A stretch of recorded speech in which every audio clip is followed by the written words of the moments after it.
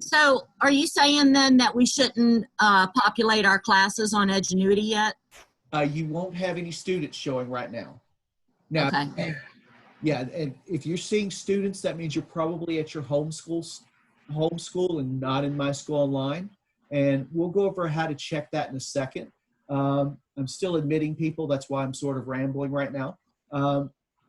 Brandon, could you ask Yes. everybody to mute so we don't have a lot of background noise? Absolutely. Please, if everyone could mute, that's perfect. And just unmute if you've got questions. We also have chat going.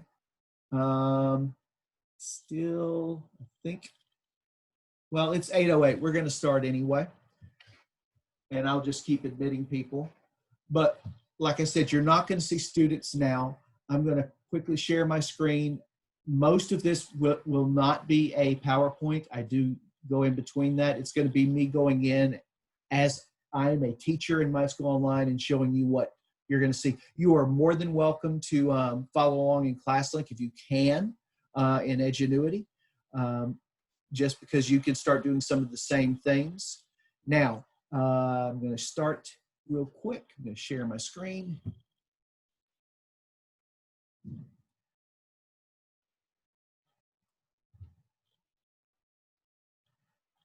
All right.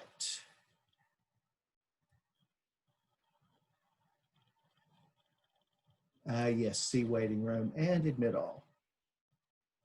All right, good. Can you guys see the PowerPoint? Not yes. Perfect. All right. Yes. Like I said, I'm a Teams person. I'm learning Zoom, but it seems to be fairly good. So if something weird happens, just unmute and let me know. But basically, again, this is just an introduction to, I call it Edgenuity, but it is MySchool Online is what the school's called. You're going to the same spot as the credit recovery Edgenuity students, the same spot. You're just looking at different courses and you're going to be in a different school, and it's called MySchool Online. Brandon, real quick, can you give us permission to record this? Absolutely, yes. Please record. Thank you. No problem.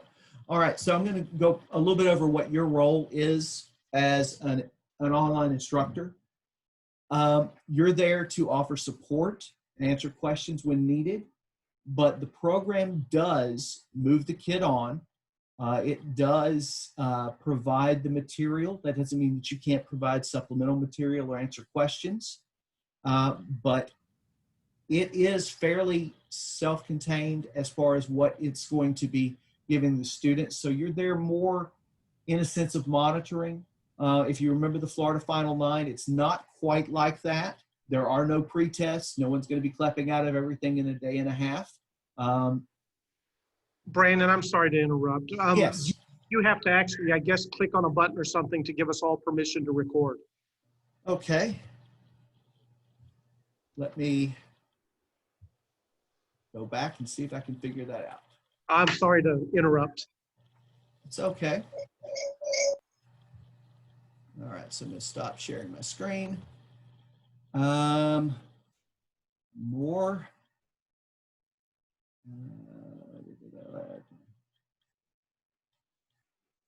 I am recording and I do not see where it gives me to do permissions. Does anyone know where that's at in Zoom?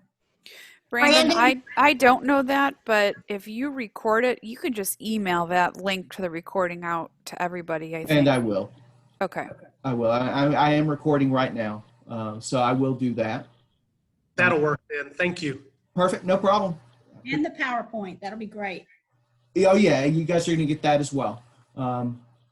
Let me get back to sharing the screen. Like I said, once I learn this one, I think I like it. It's just a little bit different. All right, so back to the PowerPoint very briefly.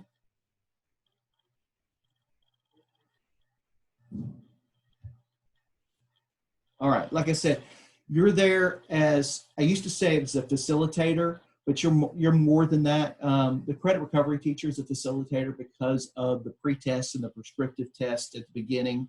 None of that is part of MySchool Online. They are taking the full version that Edgenuity has for the course. So it doesn't matter what they score, they're still going to have to do all of the material. It is set, though, that you do not have to open tests for them. You do not have to open the exam for them. You do not have to pass them on if they've not managed to achieve a specific grade after a number of attempts. And we'll go over how many attempts they have in a second. But you're there, again, to answer questions, to offer support, and any supplemental material that they need. All right. So let's get started. And now I'm going to leave this one and go to a new one. Because the first thing that you're going to want to do is to get into your Edgenuity. I've got too many screens open. All right.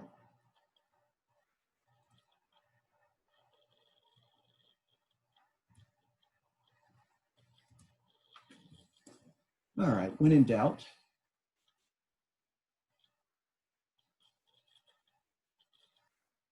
That's why I can't see it. Sorry, guys.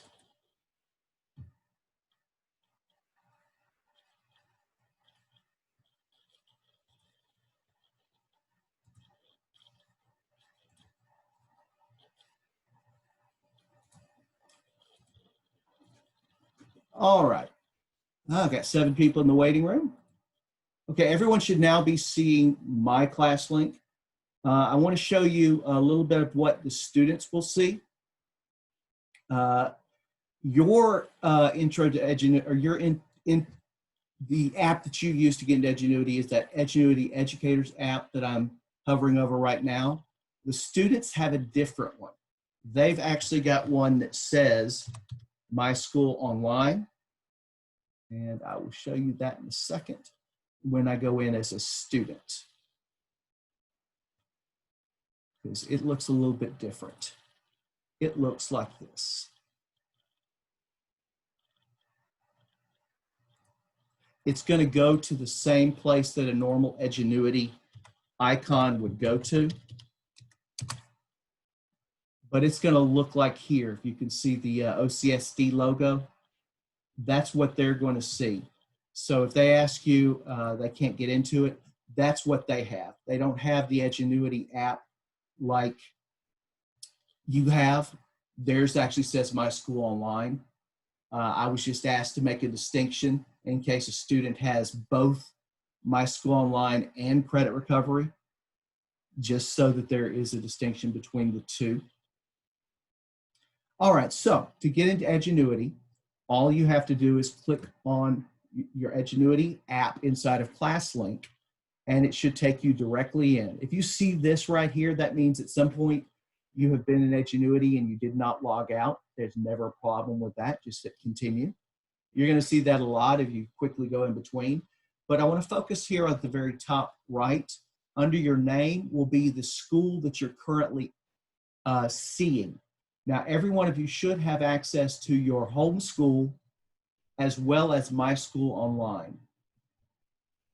If you do not have access to MySchool Online, that's a quick email to me. I've tried to put every teacher that I've been given as an online instructor access to that. I can't give it to everyone because of security issues. But if you're not seeing it, it takes about 3 seconds to do, and I will get that done for you. But what you want to do is go to MySchool Online. If you're a blended teacher, you just click on that, and it's going to bring up your other school. Let's say I'm part of Baker Middle School. Now I know that I'm looking at Baker Middle Schools, and Baker Middle School actually doesn't exist. It's all Baker School, Baker High School, but now I'm looking at the courses and the students that are associated with that school. But when you're dealing with your MySchool Online students, you're going to want to make sure that you are in MySchool Online. All right, does anyone have any questions? Okay. All right, let's get. Oh, wait, hang on 1 second. Yes. I don't think that I have access to the MySchool Online. Okay. I'm going to show you how easy it is to do. to Okay. give you access. What is your email address? It's rachel.dugas@Okaloosa Schools.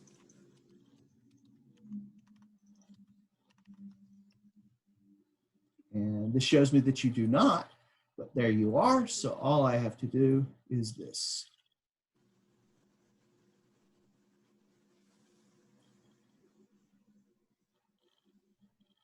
Okay, so now if you click in the top, and you might have to refresh, but it should now give you access to MySchool Online. Is anyone else having an issue with that? Thank you. You're welcome. I maybe it's showing up for me, but when I click on it, it goes nowhere. It doesn't take you to MySchool Online? Yeah, it just kind of just keeps flashing and flashing. All right, what's your email, sir? Ricky.Cawthorn@oklahoomaschools.com. You are, let's see, update educator. You are listed there, and it could be that Okay. you're just having some connection issues, but you are listed as being associated with both schools. Okay, that's fine. Yeah, And it's this is, probably- yeah, Can this I is make a Stacy. suggestion? This is Stacy Cattell, and mine's doing the same thing. When I click on it, it just flashes and then doesn't take me. Okay, Hit the home button. After you click on My School Online, hit the home button. It should bring you back to My School Online. okay, So when you hit that, when you hit whatever your school is up there, you click it, you go down, you hit My School, go back up and hit the home button, and it should bring you right back to the Welcome Edgenuity screen, but it should say My School Online. That's what I've been doing. and So you go there. straighten it out. Yeah. Like I said, it looks like everyone is been assigned for the most part to that. But let's keep going. And if you still can't get in at some point, or you don't see My School Online, just email me and I'll fix that for you. All right. So once we're in My School Online, if you go to courses, there are some menus up here that I want to point out to you. Students will let you look at all the students that are currently enrolled in My School Online. Unfortunately, as I mentioned at the very beginning, they're still uploading our students. So when I look at the students in My School Online, I see me and the 2 test students that I created. Unfortunately, we're not seeing the full amount of students yet. We will be. I'm hoping later today we'll see ever how many thousand are in there, which you probably don't want to have to go through a bunch of thousands. So I'm going to show you how you can limit what you see on there. But students with managed students and courses, if you click courses and click manage courses, it's going to bring up all of the courses that are currently available in My School Online. And they'll come up in just a second. There they are. And most of you will probably know this, but I still want to go over it. If it has an A and a B, that's first and second semester. We're only focusing on first semester. We don't know anything about second semester yet. So if it doesn't have an A or a B, like the Intro to Art History or the Art and World Cultures, or the Life Management Skills, those are just semester courses. So we don't have to worry about that. But when you're putting a student or assigning a class to your group, you want to make sure that you are doing the correct semester. I left both of them up there because curriculum and other teachers were using them to help do a crosswalk in case students have to go back and forth. Brandon, Yes. I was told by my administrator that we were not going to have to upload our students to our classes, that they were going to do that for us. Is that true? No, ma'am. Okay, thank you. That is not true. All righty. No, unfortunately, no. It's the same as any Edgenuity course. We have to create the courses. Now, the students will appear, but you have to add them to your group, and I'm going to go over and show you how to do that. I would love for it to be different. I wanted them to have them uploaded so I could start doing some of the stuff beforehand. But like I said, they're still not loaded in Edgenuity. And because we create these courses, they do not load students directly into them. All right, so that's how you see your courses. So the one thing that you're probably going to want to do to make it so you don't see every single student is you're going to want to create a group. To do that, I've done a video, if you remember it in the past from the Florida Final 9, I went over this, but I still want to go over it with you again because you'll want to do this. You'll want to go to Students and Manage User Groups. And when you do this, it's going to pull up all of the groups that you have currently created. I have one here, but I'm going to remove it because I want to go through the full process with you. So most of you are going to have no groups. Okay, so we want to create a group. We want to name it something that we'll know what it is. For example, we might want to call it Life Management Skills.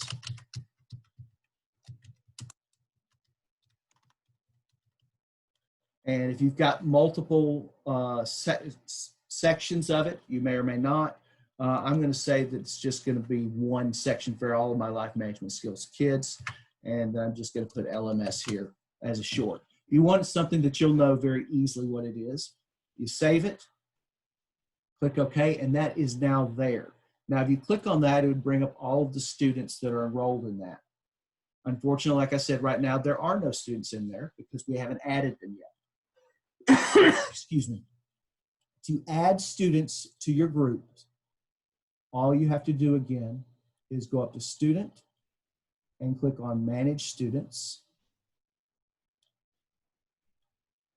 And you can do this a couple of ways. You can search for them, for example, test. And it's going to pull up my John test there. And to add him to my group, I click on the box next to his name. I click on Add to Groups. And here's where it's not, to me, as intuitive as it could be. I do click on the box next to Life Management Skills, but to add them, I have to click on the plus symbol. When I do that, it's telling me that I have selected a student to be added to groups. I click OK. Okay, but it doesn't really tell me he's been added, so I still need to go back into my group, Manage User Groups. And now when I click on Life Management Skills, I'm going to see John Test is in there. Now you can do multiple students at the time. So when you have your roles, you can go through and it'll be in an alphabetical order. You can just click on the boxes next to multiple names. For example, if I want to go back here to Manage Students, I know that I still have 2 more students that I could add. And this is just showing me my group. So I'm going to get rid of that. And I'm going to add Brandon, and I'm going to add this other student test. And all I have to do to add them to group is add to group, choose which section or group I'm adding them to, and click the plus symbol, click OK. If I want to go and look at my groups now, I'm going to see all 3 students in there. May I ask a question? Of course, yes. My question is, some of the course codes or titles can get pretty confusing with credit recovery, non-credit recovery, A and B. Would it be possible to send out a list of course codes like 7th grade advanced language arts is 100-100? Yes, I think, I believe Tammy Ellis may have sent one of those out, but she probably didn't send it to you guys. So I'm making myself a note to send out the course codes. Thank you. Not a problem. Now, if you're in MySchool online, you won't see the credit recovery versions. The only time you'll see credit recovery versions or the quote unquote non-CR versions will be if you're in your home school. And that's for the people that are doing credit recovery and also for the brick and mortar teachers that are utilizing Edgenuity materials in their classroom. If you're in MySchool online, all you will see will be the MySchool online courses. But I will send that out that lists the course numbers because some of them are a little bit different, primarily for high school. But I will send that out for you, no problem. But we get back to manage user groups. Once we have our students in the group that we want to, next what we want to do is to add a course to that group. So if I click on my group and I click everybody in there. Now, even though I know there's only 3 and I can tell they're all checked, I still want to go up here and hit select all. That way you know that you're going to get them all. And you notice a new menu opened when I did that. What I want to do is now I want to add or enroll in a course.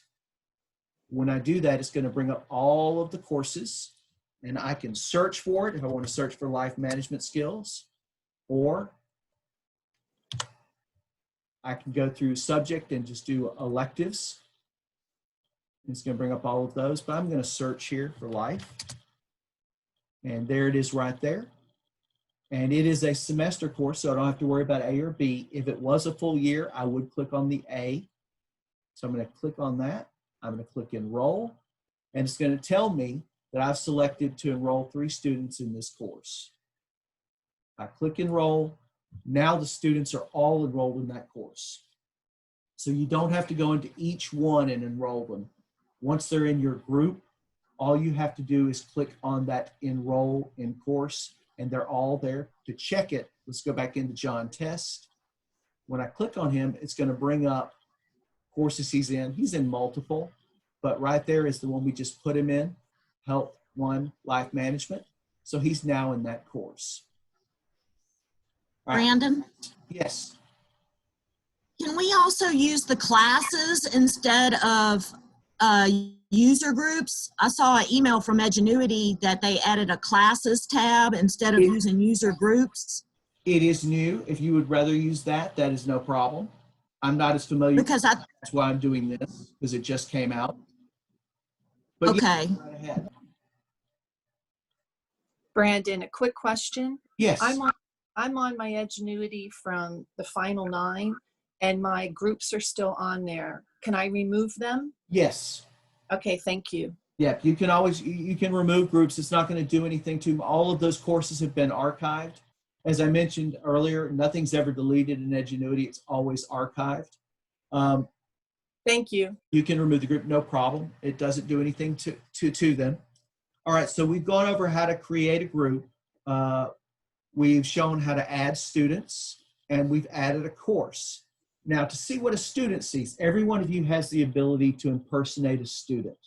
And I was told that that's something that some people had requested. So I want to show you how to do that. So I'm going to go back to my manage students. Now, here's where it's going to be a little bit different. When I go to manage students, you see I'm still got life management skills up. You can filter this and choose whatever group you want to see at that time. So if you don't want to see everybody, you just click on your groups here, and you won't see every single student or every single group that's showing up at that school. So long as you filter and it shows groups here, you can go in between the groups. Unfortunately, I only have one now, but if I had multiple, I could click off life management skills and then go into the other one. But once I'm in there, I'm going to click next to a student that I want to impersonate, John Test. I'm going to go over here. What I'm looking for is an impersonate student. And you see it's not on the main bar here. So I have to click more. And it's going to be down here under account security. And there it is, impersonate student. Now it does say that this action will be logged. And this is just in case there's an issue with a student's account and we need to go see who was logged in at that particular time. It does log who's impersonating, just like it does log when a student is online or when a teacher does something in a course for a student. It does show everything so that we know that when something happens, it's just security. So I hit continue. And it is not doing it. There it is. Okay. And now I am in as John.test, and I'm seeing what he sees. So when the students log into Edgenuity, this is what they see. These are all of their courses. They can click on the tile, and it's going to show them a course map. Now you'll notice everything is grayed out. This is different than a lot of what students may have seen with the Florida Final 9, because they may have clecked out of some materials, or they may not have had to do everything in order. This is set so that students do it in order. So until he does the warm-up, he's not going to see the instruction or the summary or the assignment. You'll also see there are dates set here. Now, this is based on our school year. I have set all of these courses to be for one semester. So there is a date that students will have here saying, hey, I need to have this done by September 4th, or I need to have this done by September 18th, so that there's something showing them what they need to do so they don't fall behind. But this is what a student sees. I'm going to stop impersonating a student and ask for any questions at this point from what we're going on. I know that we've gone over a lot of stuff, but I want to make sure that there aren't any questions that I'm missing. Can you show me where you went to get that impersonation again? For some reason, I was Gladly. writing it down. Yeah, I go back to my manage user groups, or I could manage students either way. It's going to take me to the same spot because, again, I'm showing my life management skills class. I click the box next to the student I want to impersonate. I go and click more because I need some more of these actions. I go into account security and I click on impersonate. It's going to say continue. And now I'm impersonating the student. Brandon, Thank you. will teachers be able to see the due dates of those assignments as well? You will, and I'll show you where that's at as well. Good, thank you. All right, so we're going to quit on impersonating students. So that's what a student sees. Yes? I'm sorry. So they won't have a prescriptive on these, right? That's just for No, credit. there are no prescriptives, no pretests. Okay. These courses are not open like the Florida Final Nine, like the normal credit recovery. Curriculum has gone through with teachers in the district through the summer and have gone into the courses and made sure that they align with the courses that we have. They've in some cases removed materials that might not be in that particular semester. But yes, there are. Brandon, sorry. Yes. I've got a question. I have a paraprofessional that's new and she signed into ClassLink, but it's not giving her access to Edgenuity. How do we get her access? She just sends me an email. Okay, thank you. Yes. Yeah, because probably she just hasn't had an account created in Edgenuity. That's no problem. Just email me and I'll get it done. Brandon, I just wanted to clarify, our MySchool Online students, they will not have a course that says non-CR after it. They'll just have the Correct. course. Okay. All right. Thank you. That's a good question. I want to show you what it looks like in another school. So let's go to, is this middle or high? Most of you, middle or high school? Middle school. Okay, so we'll go to Bruner. High school. Oh, so a little bit of both. But when outside of MySchool Online, I'm now in Bruner, and I'm seeing two different types of courses. This is what your brick and mortar or your credit recovery teacher will see. They'll see it, for example, let's look at Language Arts 3. They're going to see a non-CR version 3A. That is the same course that you're seeing with one exception. It's been opened to allow for free movement so that a teacher can assign something or students can go and work on an assignment, but they don't have to do what was previously in the course. They can go directly to that. The MySchool Online courses don't have that set up. So they'll see the non-CR version. That, like I said, that is the same version you have other than it's an open course. They'll also see these CR with a date. Those are the credit recovery that students use if they're having to make up the course. Does that make sense to everybody? Okay. Yes. All right. There isn't a 7th grade math advanced A non-CR. It should be, but I bet there's not. All right, so let's go and check. There's a B, but there's not an A. All right, well, we can definitely add that. All right, so grade 7, you said?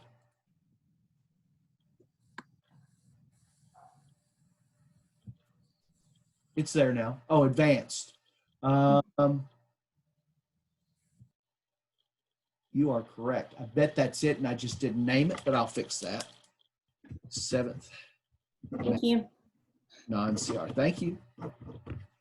Brandon, Yes. just to clarify, will the content between the MySchool online version and the non-CR version be the same as far as like pacing and notes and everything like that? The material is the same. There is no pacing on the non-CR version. It's an open course. Teachers can assign any section without having to go through any previous section. Okay. Yeah. Thank you. It's more designed. It's designed for supplemental. It's not designed for them to use it as a course while the students are in there, as opposed to MySchool Online, which is their course. Okay, thanks. All right, so we've shown how to impersonate a student. Brandon, real quick. I have a question Yes. as well. On the impersonate student, are we allowed to do that when a student is saying they're having a problem with their program? We can go in and see if what they're seeing? Yes. Okay. Yes, you can. Okay. I just want to make sure you're encouraging that so that we can maybe. So, again, you are all professionals. Said you know what's being logged. I wouldn't imagine anyone doing something that they shouldn't on there. But yes, it's designed so that, again, you see what they see and you offer as much support as you can. Will that not log that student off when you impersonate them? Yes, they can. They will be logged off when you impersonate them. Okay. Brandon, thank you. just to clarify, this is a stupid question, but I just want to There make are no triply stupid sure. questions. We need to be creating our classes in MySchool Online, not at our school site. Correct. Okay. And the MySchool Online classes that we create have the pacing in them. Yes, sir. So Yeah, okay. let's look Just at that wanted to real make quick. If you go to manage courses, you want to see the pacing. I want to show you what we have there.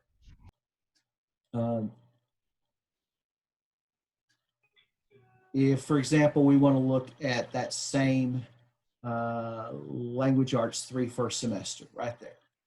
I can go up here and I can go view course structure. And it does not have my pacing. So I've got to fix that. But yeah, there is a way that you can see the pacing. I'll make sure that I send that out to everybody. I can tell you if you go right up there. Okay, so if you go to course, where'd you go? I'm in managed courses, or I'm about to be there. Okay, I got it written down right here because I found it and I had to write it down to keep going to it. So if you go, there's a place to go to their course documents.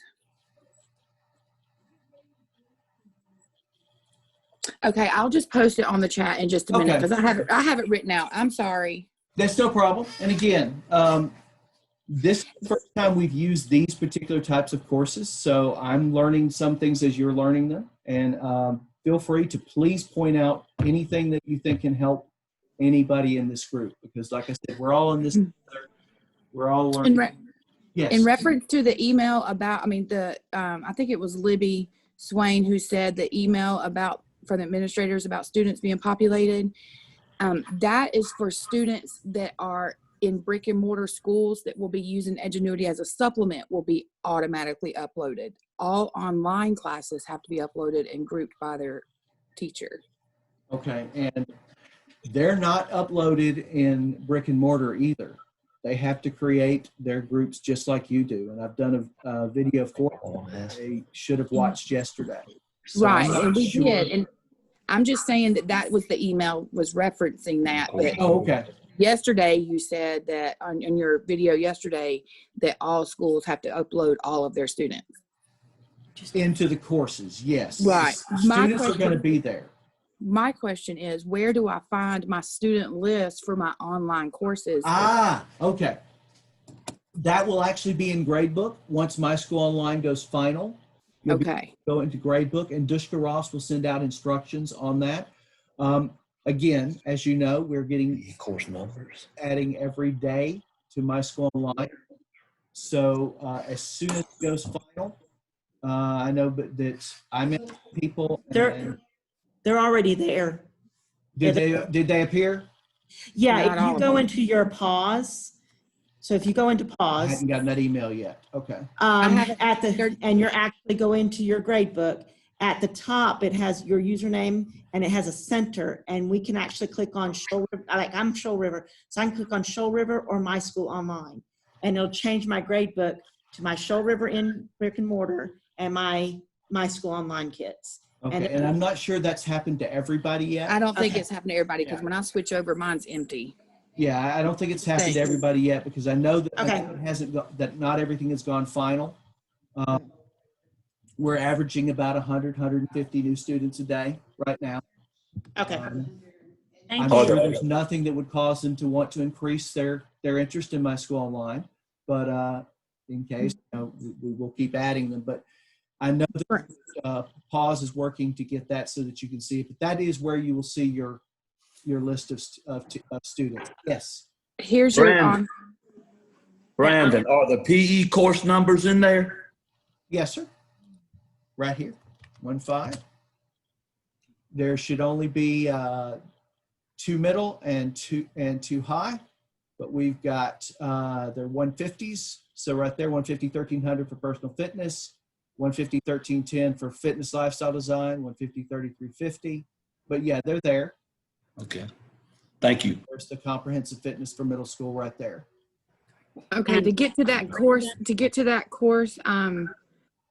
the pacing guide, if you go to students and manage students. Okay. And select my account. Right under me, yeah, select my account and then add course and then find your course. So you've already got a course, open the course and choose course report up in the top right-hand corner. Yeah. That course report will give you your pacing. Okay. Well, It's just you're- showing my first attempt. So yeah. Okay. But that should give you the whole that should give you your pacing guide for the whole course. Like it should have been, if that was a course, like in my geometry, I can do that and it gives me all the dates for all the assignments that are due. All right, let's try a different one then. All right, so we're going to go to manage students. And then select my account. Yeah. And because now this is something you're talking about if you've added it for yourself. So let me add a course to myself. Okay. We'll get out of the foreign languages because they're a little bit different. We'll do geometry. Add. Submit. Yes, I want to add it. Back to courses. Now, if I click here, you're saying to click on this. Open the course. And to go to course report. And then go to course report in the top right corner. And there it is. Yep. Yes. Oh, thank So you. yeah, Yeah. that is what the students see when they look at their course. Most of it's grayed out, but that's how you can see what's set as the pacing for the course. And you see it goes all the way through 122. Thank you. Thank you. Thank you. All right, so let's I see. have a question. I'm sorry. Of course. No problem. I'm going to try to keep it short so we can keep this moving. Yeah. When this is about something you already discussed. I'm trying to add a student just to try this out. There's an asterisk next to password. So it's requiring a password. What is that about? All right, so students will all be added. You don't have to ever add a student. So you're trying to add a fake student or what? Yes, I guess I am. Okay. We normally do not have students to be added just because we get duplicates. But if you go into manage student,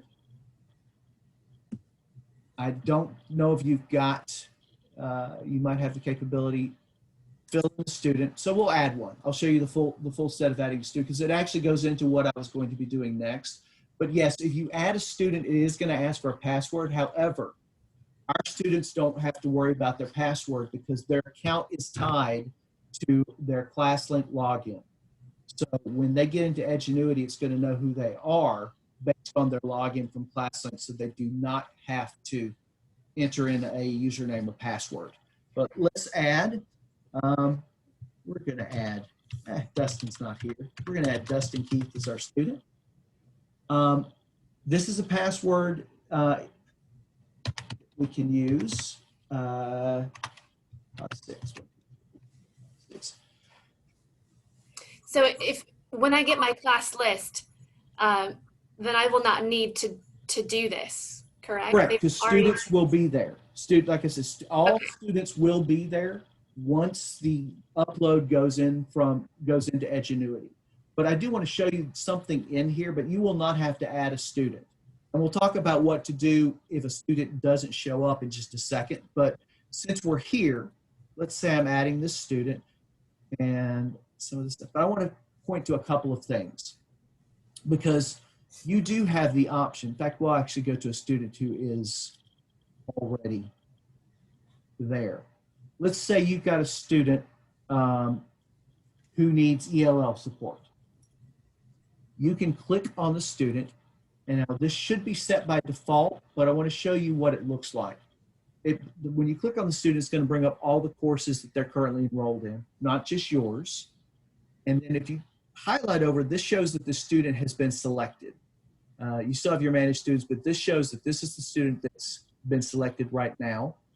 And if you click on the very top that goes over the username and the password, it's going to bring up the student's profile. You see there's John Test, his external student number, grade, all of that. But right here, enable text translation is ELL support. When they're in Edgenuity, they have the ability to change it to their language, where it will provide transcripts and written materials in the language of their choice here, and that's available to all students. They can also have it read to them if they have enabled text-to-speech clicked. Again, it should be as a default, but if a student's saying they're not seeing it, if you go into their profile, you have the ability to click that on. All right. This shows what school they're at. They're at MySchool Online. And then update student. But they do not have to, like I said, log in with a password. It is based on their login when they log into ClassLink. But right now, we just can't see them all because they're not there. All right. Thank you. So, yes, no problem.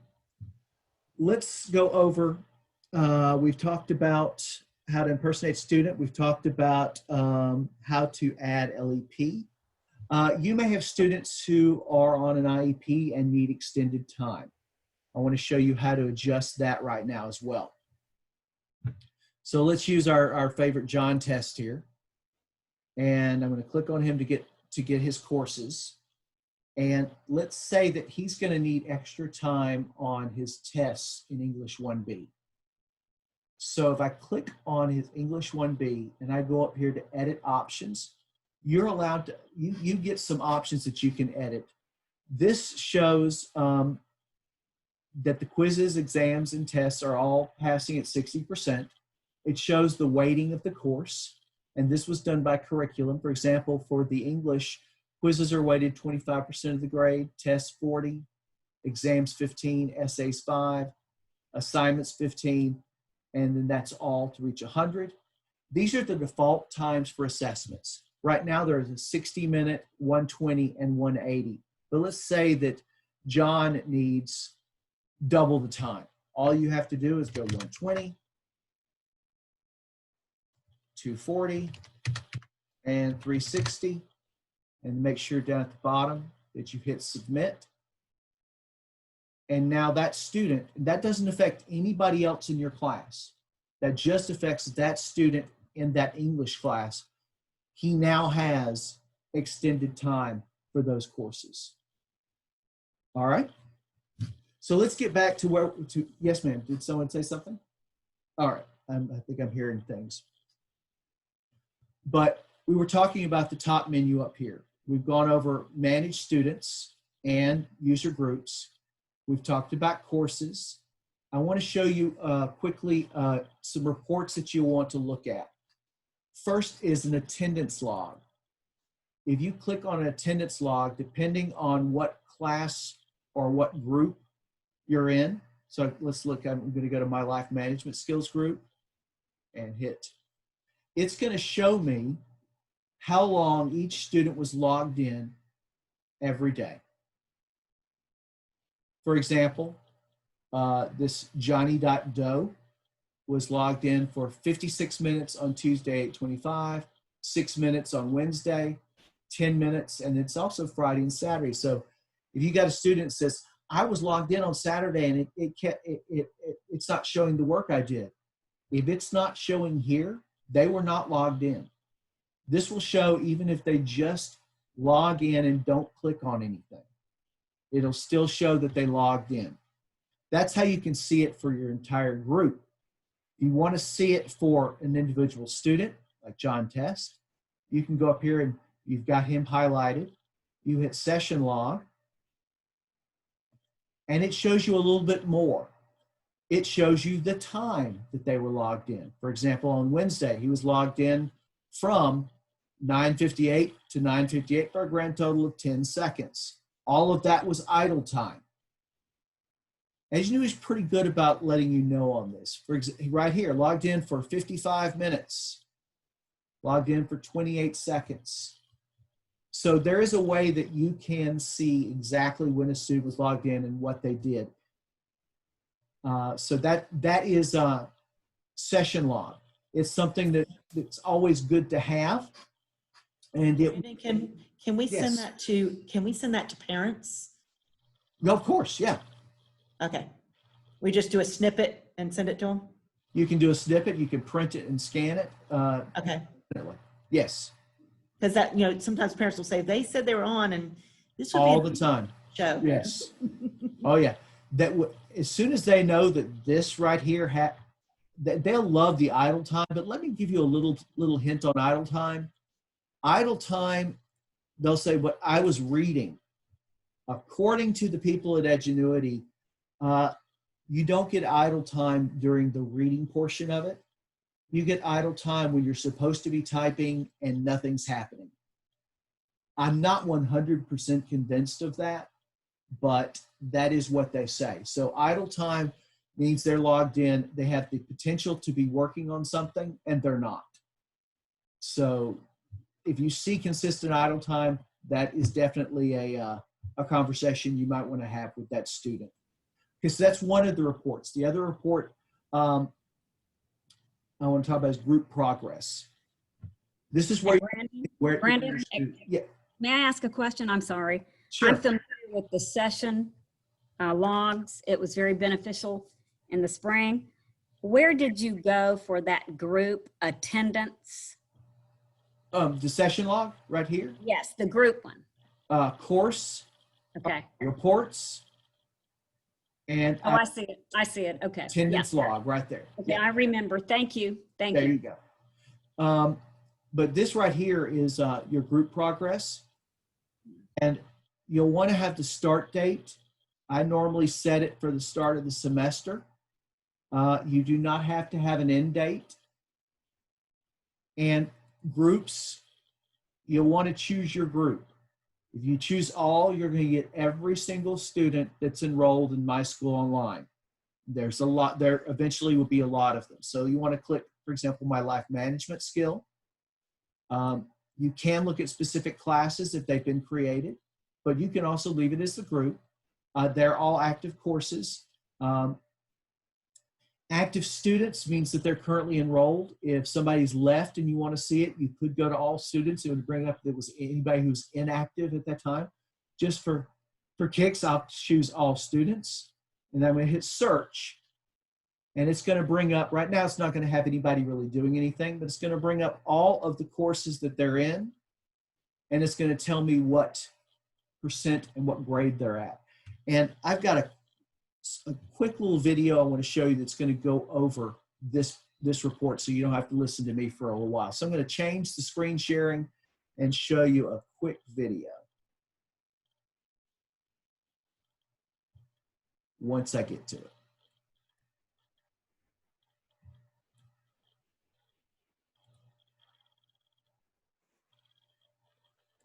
All right, I know I have a video here. There it is. All right, so we want to do a new share.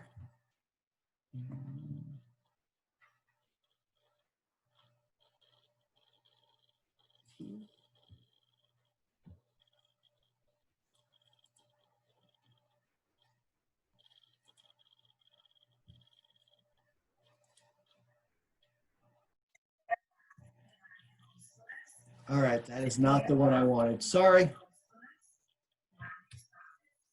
Sorry about that.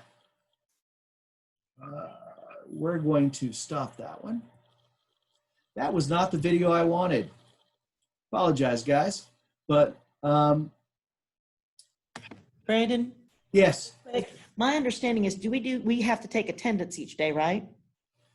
For these kids? That is something curriculum's going to have to tell you. That I've not been told on attendance on how they're going to handle it. I've been asked if I can run a report that shows the time for the entire school, and I can. I've not received any more information on that. I will put that in my to ask. Hope, it was my understanding that we have to take attendance on the video time that we do, that 60 minutes a week, in order to give them their participation points. We have to keep attendance on those. But I was under the impression they could log in and do different courses throughout the week as long as they allotted the certain time to each course they're in online. Is that not right? And that may be correct. That would have come from curriculum, and I may not have seen all of that. I know that there are things that you're supposed to be doing in addition to Edgenuity. But as far as the Edgenuity courses, my understanding was students could work on them during the week, whether they were quote unquote in that time period or not. Yeah, I agree. The students have more fluid, they can work more fluidly through it as long as they're meeting the date deadline recommended. I don't think we can control the hour that they access the report. So I agree. That's, they just need the calendar. Brandon, before I jump ahead, I just want to make sure you're going to cover this progress report thing, right? Because I did see progress reports, but I was going to print mine as a PDF and just email it out. But are you going to cover that piece? About which part of it? I'm sorry. The progress reports. We have to send that out every Friday, the progress report. So okay. I didn't know that you were sending it out every Friday. Thank you. Yeah, we have to send it out every Friday. And so I did find it, but it puts all the classes together, and I know how to separate it out to one individual, Correct. class. Yes. But my thing is, instead of, it gives you the option to print and I was just going to print mine as a PDF and just email it. Okay. And yeah, I can show you that. All right, let me get back to sharing my screen.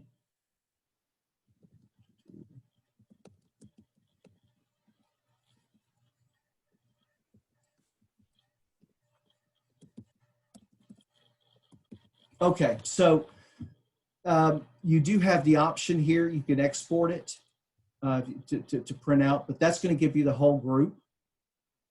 You can get individual progress reports, but that's going to print out the whole group. But what you want to do up here, and I think this is what you're talking about. If you go to John Test, you can look at progress report, and it's going to show you here. You can choose which course you're wanting. For example, I just want life management skills, but you're going to see all of the courses that are available for that student and get progress. And you can go to print friendly version, and it will allow you to download it as a PDF and to save an email. Is that what you're meaning, Ms. Cook? Yes, that's what I was going to do there. Just making sure Okay. I do that. All right. Well, I had a video that Do was you going to have go to over. do that 184 times if you have 184 students, or isn't there a way to do a group progress report? There is a way to do a group progress report. That was the first thing I showed you, but it will show all of them on one page. Oh. Or I'll show you what it brings up. So, Brandon, yes. that class option that I was telling you about earlier, I'm pretty sure if you use classes instead of groups, it will allow you to send an email from Edgenuity directly to the parents. I'm not 100% sure, but I think that's what it said. I'm going to show you another way that you can do Classes. that. I'm going to show you how you can set up where they'll actually receive emails. And that's what we're going to do in just a second. Let me go over quickly on the progress report. This was going to be the video that I was going to show you, but for some reason it's not showing here. But this will show you the complete of where they're at. Let me find one where somebody's actually, well, there's not any that have done any work. But it's going to show you, it's color coded. If a student's ahead, it'll have green up here. If it's behind, it'll have red. If it's blue, they're on target. But it'll have what their completion is and what the grade is. Now, there are multiple grades in Edgenuity, and I want to explain what those are. You'll see the overall grade. This is the weighted average for completed activities based on that's basically what they've got up to that point. You also have relative grade. This probably will never even mean anything in your class, but what this is, we use this in summer school. This is if a student is almost finished, but if everything for the rest of that course was zeros, the relative grade would be here. So right now, let's say the student was 98% finished, but they didn't finish the last 3 lessons. Technically, they didn't finish the course. We could use the relative grade to see what their grade would be if they had zeros for the rest of the course. We won't be using that for MySchool Online, but that's there. I just wanted to point that out to you. And then the actual grade bases it on where they're currently at, if they're behind or ahead. So it's going to be a little different than the overall grade. The overall grade is what most of the time people will look at. This will also show you the total number of quizzes, tests, exams, assignments, and projects that are in the course. And when students finish them, it'll tell you how many they have taken. So it's just something that's good to show you there. All right. But I want to show you how you can set up for a parent to receive student information. Let's say that John Test's parent wants to see a report every week. If I go down here, I've clicked on again to get his profile. And if I scroll down, I can click here to add parent or guardian.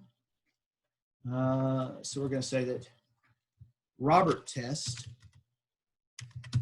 is John Test's father at robert.test@gmail.com. And I could email the progress report to him daily, weekly, monthly. Let's say I do it weekly. You'll see there's an activation code. You share that activation code with the parent. This parent is not registered, or she want to add a new account? Yes, I am. And now you share that activation code with the parent. The parent will get an email verifying that they want to receive that. They enter that activation code, and they'll now be receiving weekly progress reports for that student. Is it the same activation code for every parent? It is not.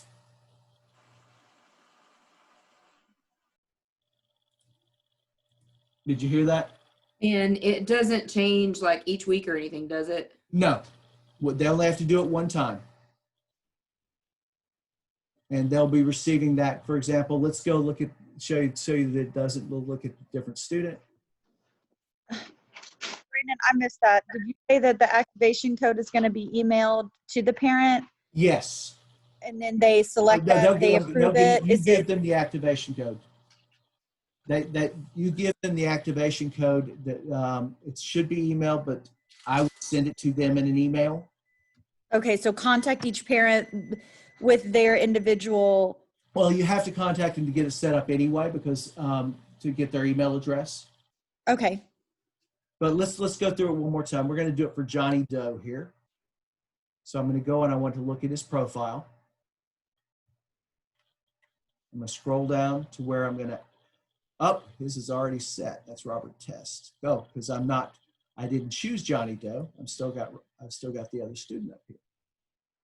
All right, so I want to look at Johnny Doe. Now I'm going to go to Johnny Doe. And I go down here and I'm going to add a parent or guardian. And we're going to say that this is Sandy Doe, sd@email.com. We want a daily progress report for Sandy. Different activation code.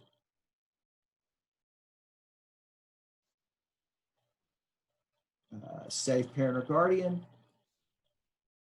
And they're now set up. They'll get an email and it'll ask for the activation code. You give them the activation code and they'll now get that set up. Any questions on that? Yeah, 1 second. What if I'm not seeing any option to add a parent under the address and contact information? You should be. What student are you looking at? Johnny Doe.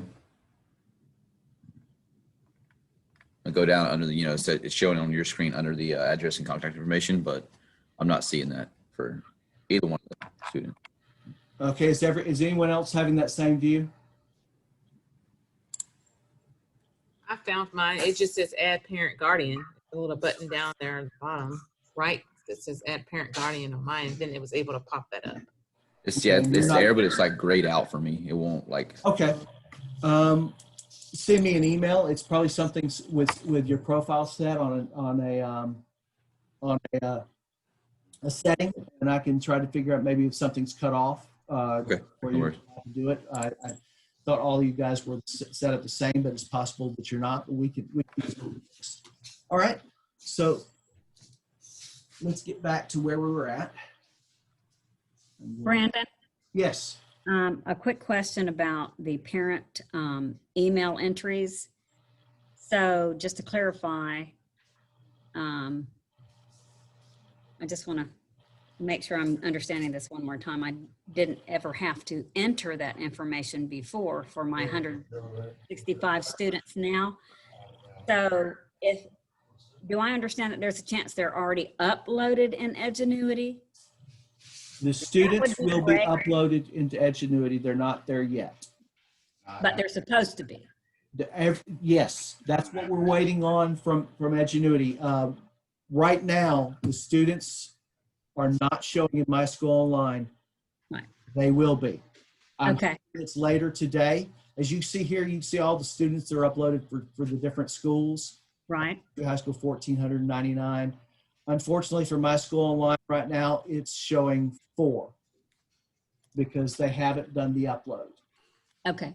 I'm just hoping that, I'm hopeful that the parent contact email information will also be in there and we won't have to do that. I'm pretty sure the parent email will not be in there. It will not be in there. It was Yeah. not in there fourth quarter last year. Yeah. You had to add it in. It That's will not be in there. that's not information that we normally share with a vendor like that. Okay, well, I was hopeful that it would change for this new quarter. I understand, but I unless curriculum requested that with Ms. Ross, I'm not familiar with that being asked.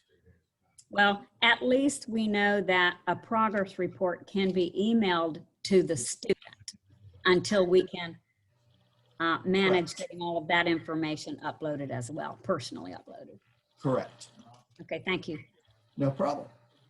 All right, let's get back to PowerPoint.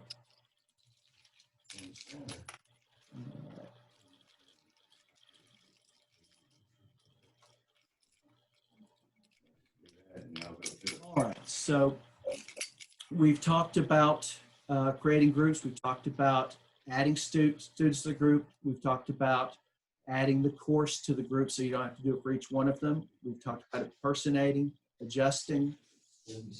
Talk about help in a second. All right, so I want to go over this one more time. You should not, and please do not add students to Edgenuity. Now, if you want to add a dummy student, that's an email to me because I'll have to add them separate because they can't actually log in the same way that our normal students log in, but I can do that for you. But when you add a student, there's a possibility of duplicates, and I don't want any student to have to have two different accounts going at the same time. So please don't add.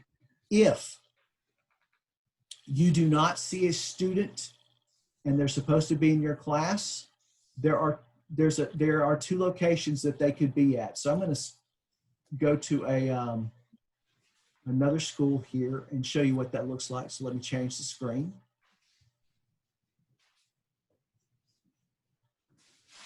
Like I said, when students are uploaded, every student who is taking a 7006, that's what I call it, MySchool Online course, will show up there. So we'll just go to Baker High School because it's the first one here. When I go to Baker and I go to manage students, I have no groups, so it's just going to show me every single student that's at that school. So if a student is not showing, you'll see the second tab here is archive. For example, this student right here is archived, but is, or this fifth is archived, but is an active student. If I want to, oh, that student's in my class, that's the reason why I can't see him, because he's my archive. I click the box next to his name, and you might not have the ability to do this yet, but you will by Monday. You can unarchive the student by clicking more and clicking enable. And now that student will show up in the active session. And there he is right there. All right. That's the easy way to do it. And if you can't find them, there's no problem. When a student enrolls in a school, for example, in MySchool Online, they're brand new to the district, or it will take 24 to 48 hours for their account to be created. Part of that is Teleforce creating their One Okaloosa ID, and part of that is us uploading daily to Edgenuity. So if you had a student who says they can't get in, but they've got a One Okaloosa ID, that is an email to me, and I will go and find out what the issue is. Sometimes they may still be archived at another school, or they're active at another school. Every once in a while, I will have to go in and create a student. But if you can't find a student and they've been there for a day and they've got a One Okaloosa ID, they can log into ClassLink, but they can't get into Edgenuity. That's a quick email to me. Does everyone understand that? Yeah, Brandon, I got a quick question. Sure. Okay, I'm teaching a online class from kids across the county. Correct. How am I going to figure out where they are and who they are and how to load them up? They're all going to be in MySchool Online. Regardless of what school they're coming from, every student who's enrolled in online school will be, when the students are uploaded, will be showing in MySchool Online. Okay. Regardless of what their home school is. So you'll be able to go to students, manage students in MySchool Online. Once I get back to MySchool Online. And they'll all be there.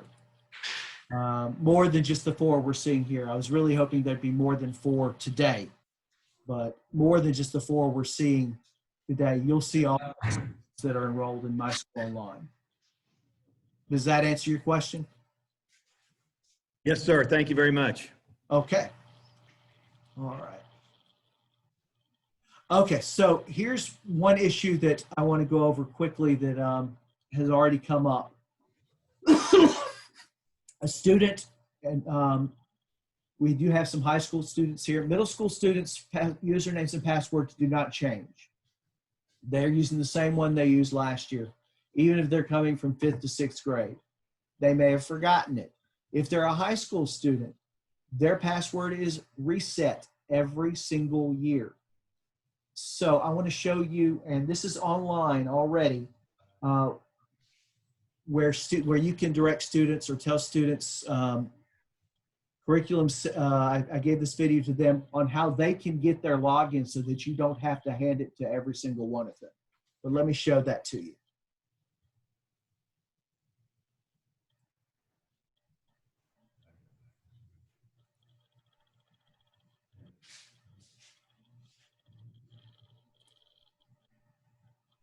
All right.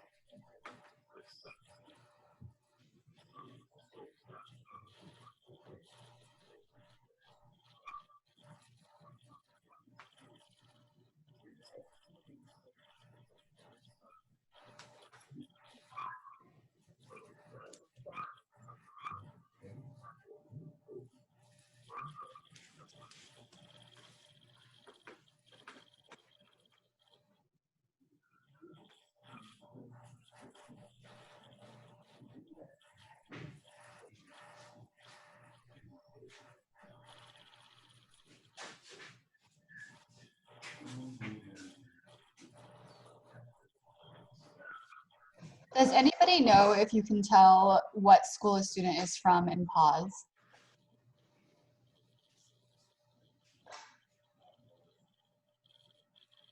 Yeah, I do. You go to, it's up at the top. It'll say the school number. You have to know what the school number is. Okay. So it's going to show the school number when you pull up your roster in pause. Is that correct? Yeah, like when you click on a class, if you go to options under change display, it'll tell you the section number. Like 651 is Bruner. You look at the section number and that's the school. You have to know those. Thank you. Leanne, we're 0082. Thank you. All right, and yeah, all of the section numbers that have been built for the courses have been built with, for example, Niceville is 0211. All of their courses are 211 or 212. Choctaw is 0581, 581, or 582. Bruner 651, so 651, 652, so that we know which students are there. But this right here, where they normally get their grades at, they now actually can get, when they log in, they'll see their One Okaloosa ID. So that is, and again, this is going to be on the main website, and so that you don't have to hand that out. But you can tell them if they don't know where it is, you can tell them they need to go into their parent portal, and they can see what their login is if they cannot log in. All right, let's get back to where we're at.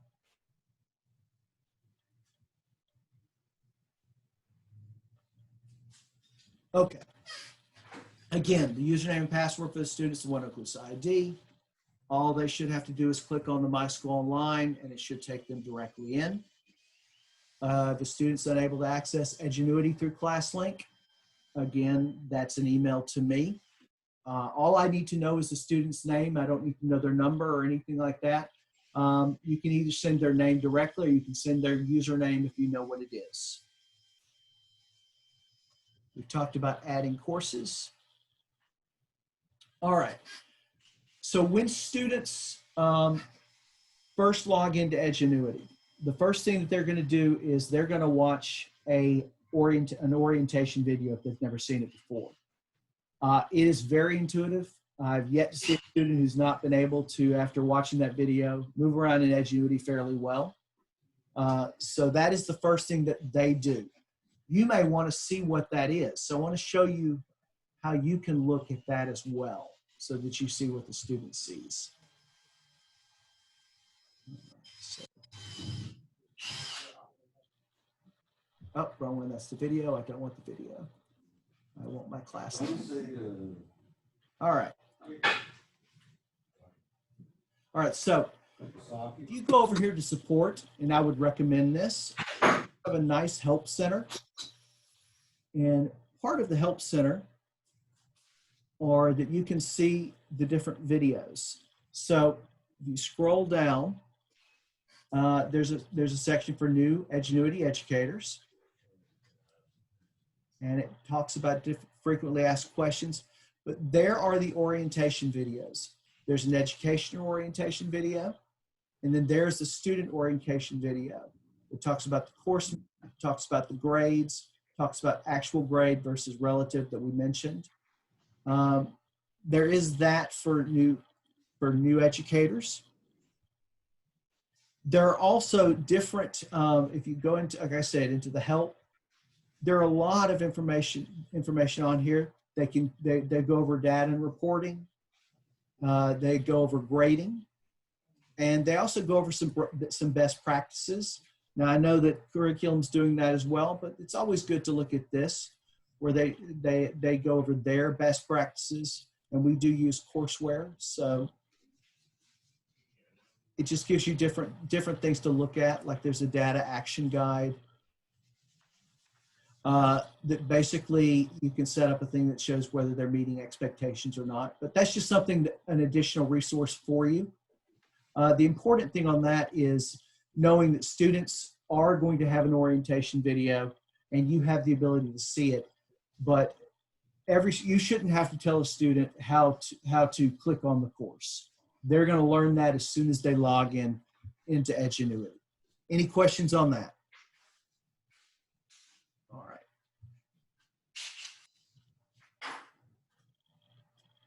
All right. Basically, what you're going to be doing is you're there to support them. You're there to, again, you have the extra meetings that you know about that curriculum's told you, but you're there to support them if they need help getting through the course.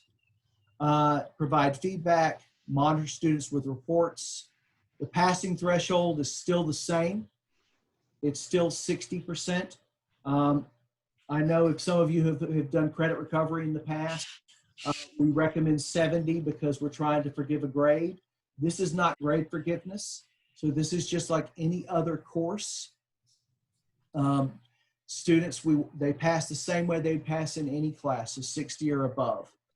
When a student logs into Edgenuity, like I said, they watch the video, but let me go in and show you exactly what the student sees when they first time log in. So I'm going to go in and impersonate a student. Let me change my share here.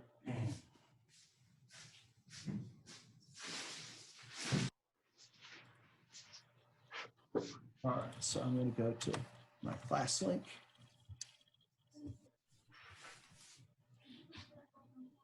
All right.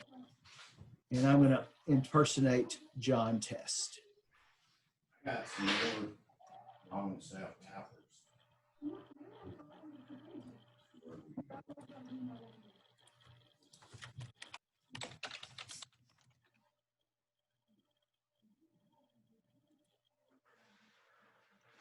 All right, so now I'm logged in as John Test, as if he's going into his class link. And I need to find MySchool Online. And there it is right there. I'm going to click on that, and you'll notice it does not require me to log in. So he goes in, and he sees, this is the same thing you saw when we impersonated the student.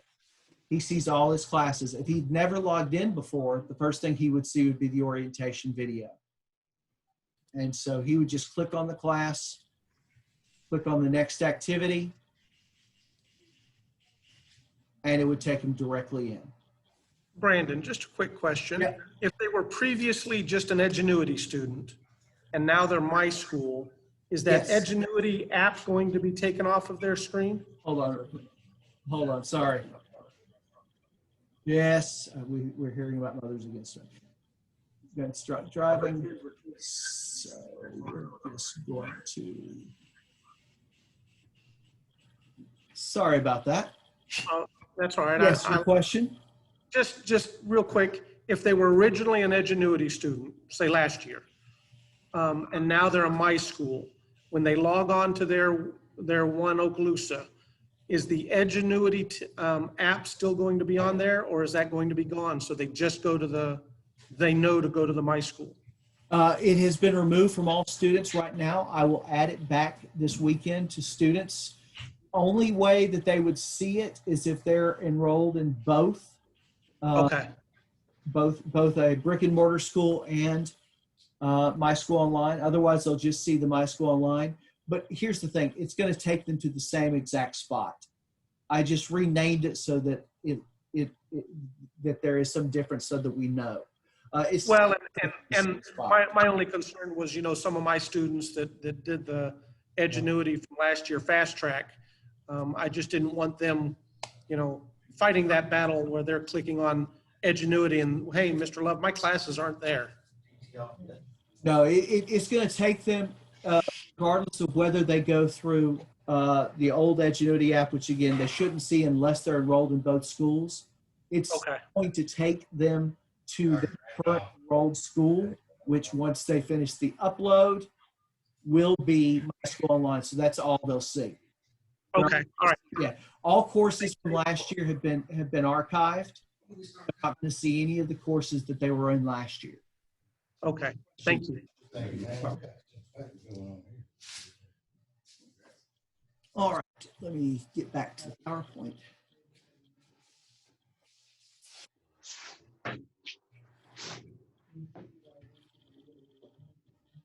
All right. So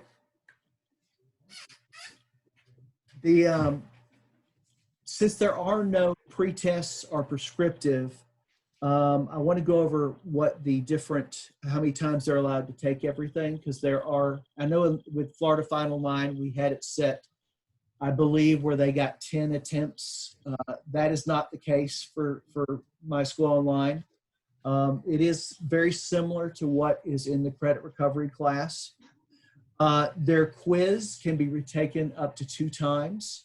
You do not have to open that for them. If they do not pass it the first time, they will be given the second attempt up to 2 times. If they do pass it, they'll be pushed on. If after that second attempt or second retake, they still not pass that particular grade, they will be pushed on to the next section. The same thing for the unit tests and the cumulative exams. Now, in the cumulative exams, for those of you who've been Edgenuity instructors in the past, the cumulative exam was always, you could only take it once. I was asked to change that last year. It can be retaken 1 time. Again, you do not have to open this up.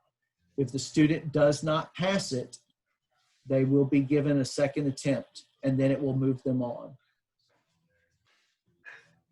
Any questions on that? Do we have to open up the quizzes, or is that the same thing? They fail a No. quiz, it automatically gives them? Correct. That's the same thing. There's nothing that you have to open up. 3 times total on quizzes, 2 times total on unit tests and exams. Correct. Thank you. Yeah. And there is no prescriptive, correct? There is no prescriptive. There is no pretest whatsoever. Thank you. And there is no, as I mentioned, for some of you who may have come in later, the brick and mortar schools have a version of this called the non-CR version. That's built the same way, but it's open so that they can click on anything and go in any order they want. That is not the case with MySchool Online. They go from one assignment to the next. In sequence. Yes. If we would like to give them a third opportunity on a test after they don't do well on the first two, is that a possibility? All you have to do is let me know, and I can add that for you. Great. Do we have that permission? You should. No, I mean like from the district. Like Oh, we are allowed to give them Yeah, now additional that I say attempts. that, I'm used to saying yes because I always do it in Edgenuity. I don't know, so I better find out. In the past, they've always told me yes, but I will find out and ask, and I'll make sure everyone knows. Okay, thank you. To give an additional test. I can't imagine them saying no, but we will ask to make sure. I would hope that the student who is really working, and we can see that, if they need an additional retake, that could be a possibility. I'm not saying we need to advertise that. Correct, yeah. I'm aware that, there will be situations. Yeah, like I said, you guys are all teachers. You're used to dealing with students. You know the students that need that extra help. I've got no problem with that, but I will ask it through curriculum. But I know when I've asked for stuff like that in the past, it's never been an issue because I think that they want students to succeed as well. And it's in the best interest of the student. I can't imagine it not being allowed, but I will find out for sure. All right. Brandon, some courses where, say like U.S. History Middle School, if they have a lesson where they have to write, is that particular lesson coming off like it has in the past, or are they going to have to go through those, or They have to go through those stuff like that? There, unless the lesson was something that the teachers and curriculum decided was not appropriate to that course based on what we teach in this county, it's still in there. They did not remove it. So same things for science labs and that kind of thing? Correct. So we do not have permission to remove any assignments that are up there. Curriculum already took out everything. They already did. If you have a question on that, you can email them, and we can do individuals, just like we went in and edited that student's course for extended time. If curriculum lets me know, I can go in and adjust that student's course if needed as well. Okay, thank you. So yes, I mean, there is some flexibility there. It is set where they go step by step, lesson by lesson, but there is flexibility possible if needed. Brandon? Yes. I just want to backtrack for a second to the tests. I know some of my students in the fourth quarter had a hard time seeing what they missed. Like they knew how many questions they missed, but they couldn't see which ones. I was able to kind of walk them through that live, but is there an easier way for them to access that? Without you showing it to them, that's not an option that they can see. No? Okay. No. Thank you. No problem. But what that does bring me something to say. I want to show you something real quick, and I know that I swear we're not going to take 3 hours. I want to show you something real quick.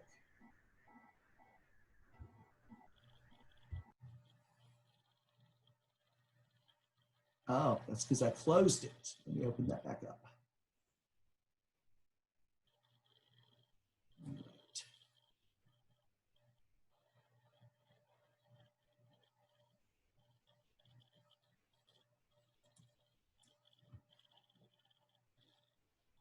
All right. Sorry about that.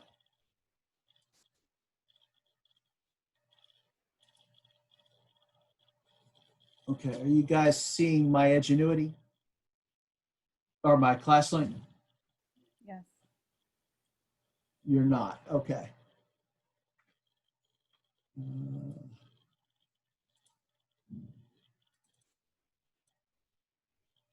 How about now? Yes. Yes.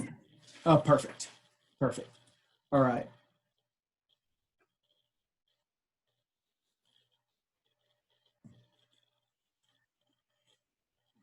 want to go into which courses.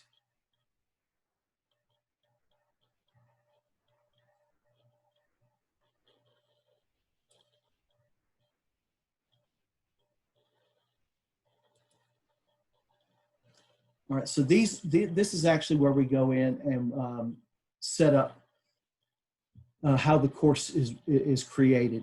And the way it is set right now, and this is something that this is the same now for credit recovery as it is for MySchool Online.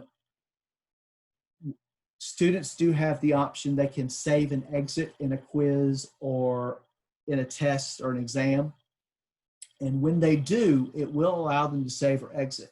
However, once they've answered the question, they will not be able to go back and see that question. Say they did 10 questions, they saved and exit, and they came back 3 hours. They'll be on question number 11. They won't be back on the previous question. So they won't be able to see that. So that's where that is. Now, we do have the option, and you are welcome to recommend. I sent this to curriculum, and they didn't have this changed. You do have the option to request that this be switched, and that way they would see the previous question. Now, this doesn't give them the answer, doesn't tell them what the missed answer was, but it would allow them to see the previous answers they took in the exams or the quizzes. Does that make sense?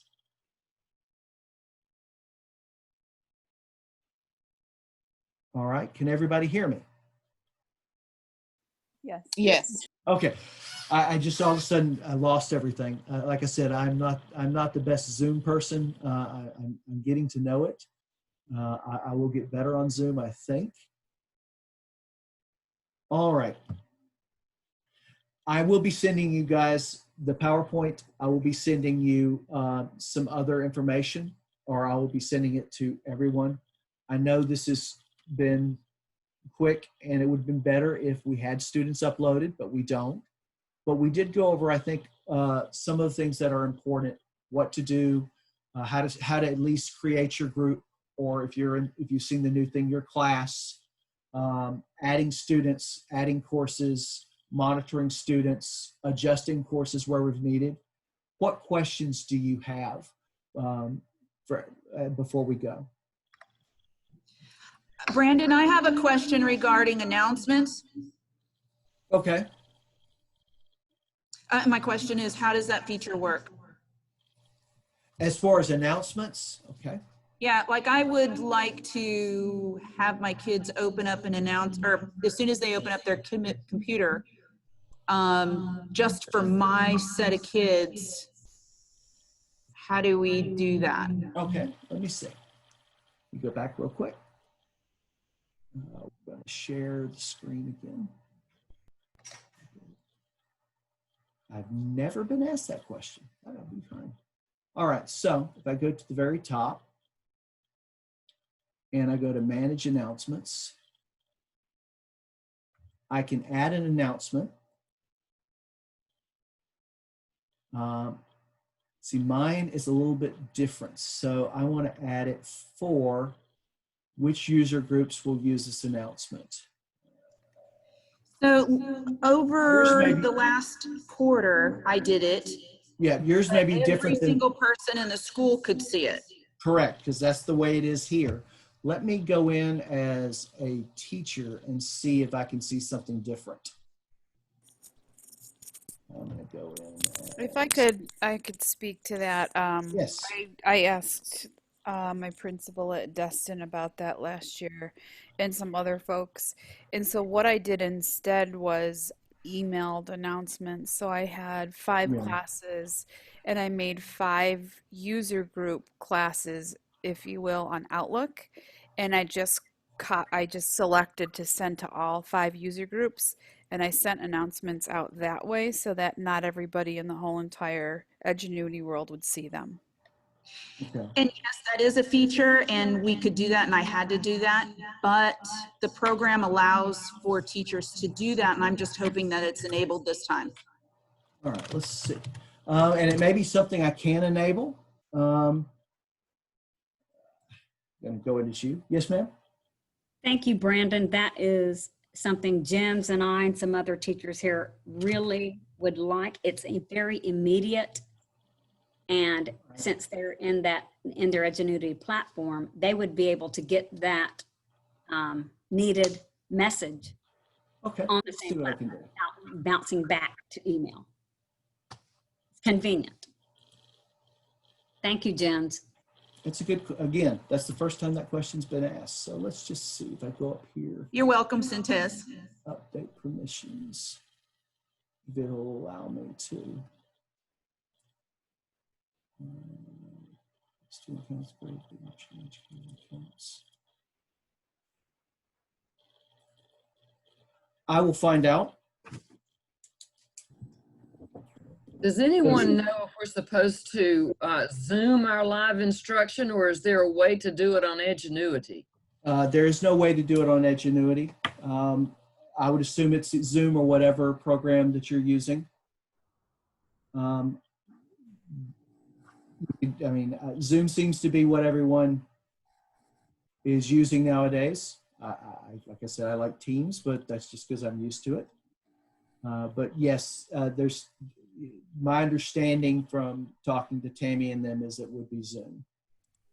Actually, in the best practices meeting they talk about using Zoom or the meetings, the Teams, or Google has one also. Okay, so they're allowing you to use whichever one you're more comfortable with. I have a question for you, Brandon. Sure. If a student is behind, and I know that there's going to be the dates for those assignments or some, is there, at a certain point, does it say, okay, they haven't done it, there's 0 going in or something? How does the school system want us to handle that?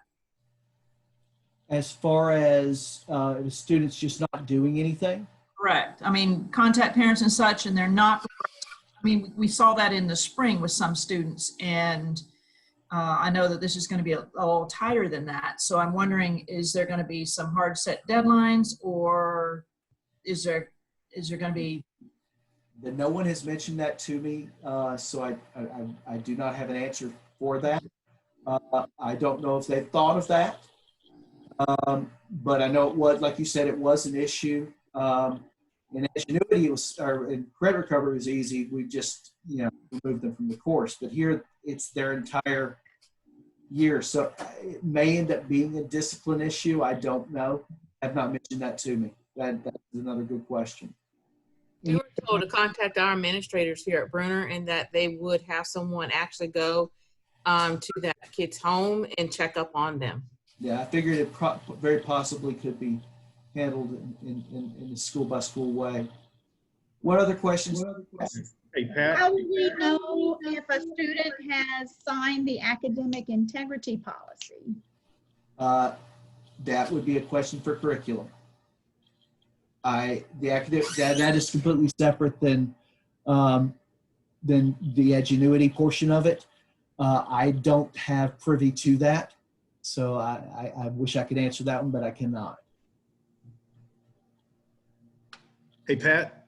Roll through the chat. Someone already asked that question and they said it in the chat. So look through there because somebody told you exactly where to find it and pause. Ah, perfect. Brandon? Yes. It looks like as of right now that in pause, my classes are grouped by school since I'll have multiple schools. Do you know if it's going to stay that way? It will, because each section is created based on the school that the student is coming from. So yes, as far as in AS 400, which is what PAWS pulls from, for example, English 1A will have all Baker students together, all Crestview students together, all Niceville students together. Okay, and then when we're in making 7006. when we're creating groups or classes for them in Edgenuity, do you suggest that we keep them by school? I would not. I would put them all together. Okay. The school thing is just so that we know what school they're coming from for auditing purposes and all of that. It's just an easy way to keep track. Plus, when I was building the schedule, so that I had to cut and paste from each individual school. So that was the easiest way to make sure that I got students from every school. Okay, thank you. Okay. Any other? Brandon, Yes. in the spring, students had the ability to skip the test or the final exam, the unit exam, and then go back later. Do they still have that ability? No. Okay, great. No, this is set where they have to go in the order that you, like I said, there's a possibility that you as a teacher could request for a curriculum. Hey, I think this assignment, the student might need some extra stuff here. But the way the course is set up is to go from point A to point B. No prescriptive, no pretest, no options to skip materials. All right, thank you. No problem. Brandon, Yes. the media release form, I know that's usually signed in school and on file in guidance. Is that something we need to check with our school about? That should still be in your pause. You should still be able to tell in the group, but yes, I would still check with your school, but that should still be able to pull up and pause for anyone who's not signed that. And that actually has, you might want to be listening. They're checking into that with the in reference to Zoom meetings right now, but I have not heard what the outcome of that is. All right, any other questions? Question here. Sure. I apologize if any of this is a repeat question, but I guess my biggest concern is not knowing what this is going to look like. So before today, I was assuming that I would be holding live Zoom classes every other day during my first period class. Now it sounds like this is more, students can go at their own pace. So I'm wondering, what kind of instruction will I be giving during the 40 minutes of live instruction per week? Am I going to be sharing my screen to show these videos in the coursework? Rachel, you and I can get together on that later on today. Okay, thanks. I feel overwhelmed. No, we'll get Because I haven't had time to really look through the coursework. It's not in my area of specialty, so. I do like the question though, because that was a good question. Thank Yeah, you. Yes, and that is a good you question. what I and have. it's very valid. And the document that we got for the full-time online teachers address that with grace and compassion for teachers as well. And I can see that, and I appreciate what they did for us. And it's very valid what you're saying. Well, and again, if you go to the best practices, this Zoom this afternoon, they address that. Yes. And I do see, now that I figured out how to open chat, like I said, I'm not the best Zoom person. Somebody's asking about the state tests. I can tell you what it normally does for our other distance learning group, our Okaloosa Online, is they're brought in to test it. In the past, it's been at a separate location. My tech lab, for example. I'm assuming if we do still have the same things, they'll either be brought into their individual schools or that separate location to take those tests. That's what's been done in the past for online students. All right. Any other questions? Yeah, one real quick. So we definitely are going to be getting our kids on pause, right? So we can see all that other information. You'll be able to see all. Some of you are already seeing them, but you'll be able to see pause students by clicking from your homeschool to. I think they've actually renamed it MySchool Online. It used to be called the District Developed Online School, and you'll be able to see that once the MySchool Online goes final. But like we're getting. I think it's slowing. I'm hoping it's slowing down a little bit. I've got my email off, so I'm not looking at that for all the new students, but it's probably been about 150 new students a day for the last 2 or 3 days.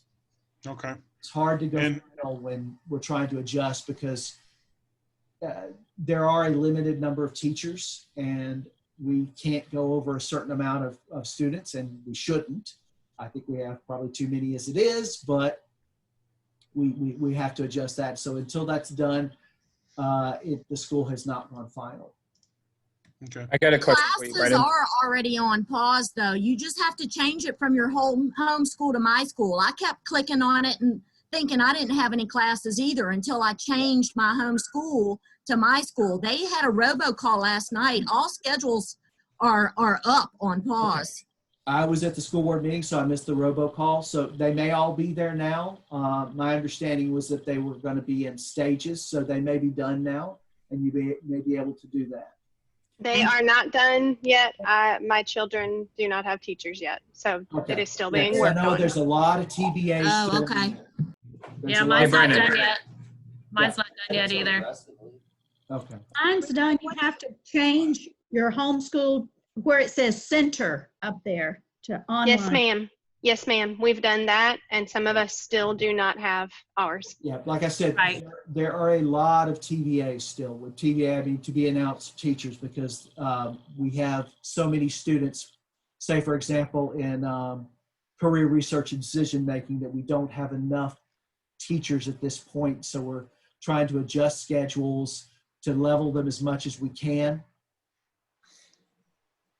I had a question related to what you're talking about right now with the number of students and how they've been assigned to the online teachers. I Yes. have a class of just 8 world history students, but it adds a whole new subject. Are they going to be adjusting that, or will I know that I am definitely going to teach 2 subjects online this year and have to do like 2 hours of teaching, etc.? Or are these 8 kids maybe just mistakenly placed with me?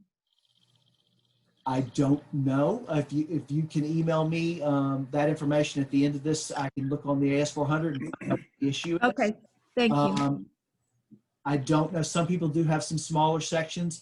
I don't remember 8, but it is possible. It could be that it's a new section and more students are being added to it. Well, it's been that way since last week. Okay. Yeah. All of them are U.S. history, except for 8 are world history. All right. Yeah. I think most of us are teaching more than one subject. I'm teaching 6 and 8, so I have 2 preps as well. I think everybody probably does.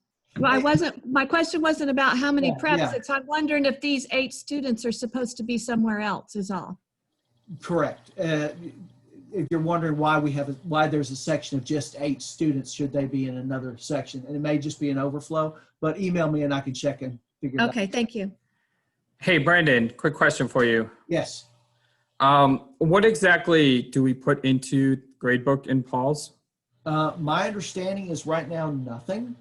That it'll be whatever the final grade is, but curriculum would be a better group to ask at that. I know with Florida Final 9, you just put the final grade in. With Edgenuity, they just actually don't put anything in gradebook. They just give the final grade to whoever enters it into the AS400. But I've not been told that that's any different, but I would definitely ask that of curriculum. Is there any reason why I would have 47 students in one class and then 8 in another and 29 and 25? I don't know if other people have asked. Okay, part of that is because we are trying to level, so that may be it. No, it's because it's from Class different it schools. Each class is a different school. So you might have 48 from Bruner and only 20 from Destin. Correct. Each class is a different school. That's why you have more. Okay, will they be emailing out the school codes? Oh, you mean the section? I put the school codes in the chat. You'll have to scroll back up, but I attached a document with all of the school codes. Awesome. So scroll back up and find Kelly Yates, and there's 2 documents that I attached. The first one is the school codes. Thank you, thank you, thank you. Thank you, Kelly. That's very helpful. Sure thing. Any other questions, Pete? All right, well, if you have no further questions, I'm going to end the meeting, but I'm going to stay here to answer questions as long as possible, because I know that you. Well, and you said you're going to send us the video that you recorded, right? Yes. Okay, Yeah, thank you. I will send that probably at the end of the day to everybody who's been in here. But yes, I will send you that. But I do want to end with one thing. I saw somebody put in the chat that we will get through this. We will. This is a very different type of time. The good thing about MySchool Online and Edgenuity is it is intuitive to the student. They get in there, 99% of the students go through it without an issue. It's all of the other stuff I know that you know, your meetings and all that are extra. But as far as the Edgenuity portion, I don't think that you will find it to be much of an issue. But I will be here. I'm much better at answering questions than I am giving Zoom meetings. I can tell you that right now. I'm not having my best Zoom here, I think. But I will gladly answer whatever questions, and I'm not afraid to say if I don't know something, I'll find out for you, and I will find it out for you and get it to you. I do have a question. Sure. Or would you like me to wait until everybody signs off? You're fine. So I just looked at my student list. I have 179 kids, and I was told we'd have 160. Is that due to you guys everybody trying to level classes out at this point? I would assume so, yes. Okay. Now, while I'm in here, Wendy Meserve is actually working on that to try to level so that we keep everybody under what the contract says.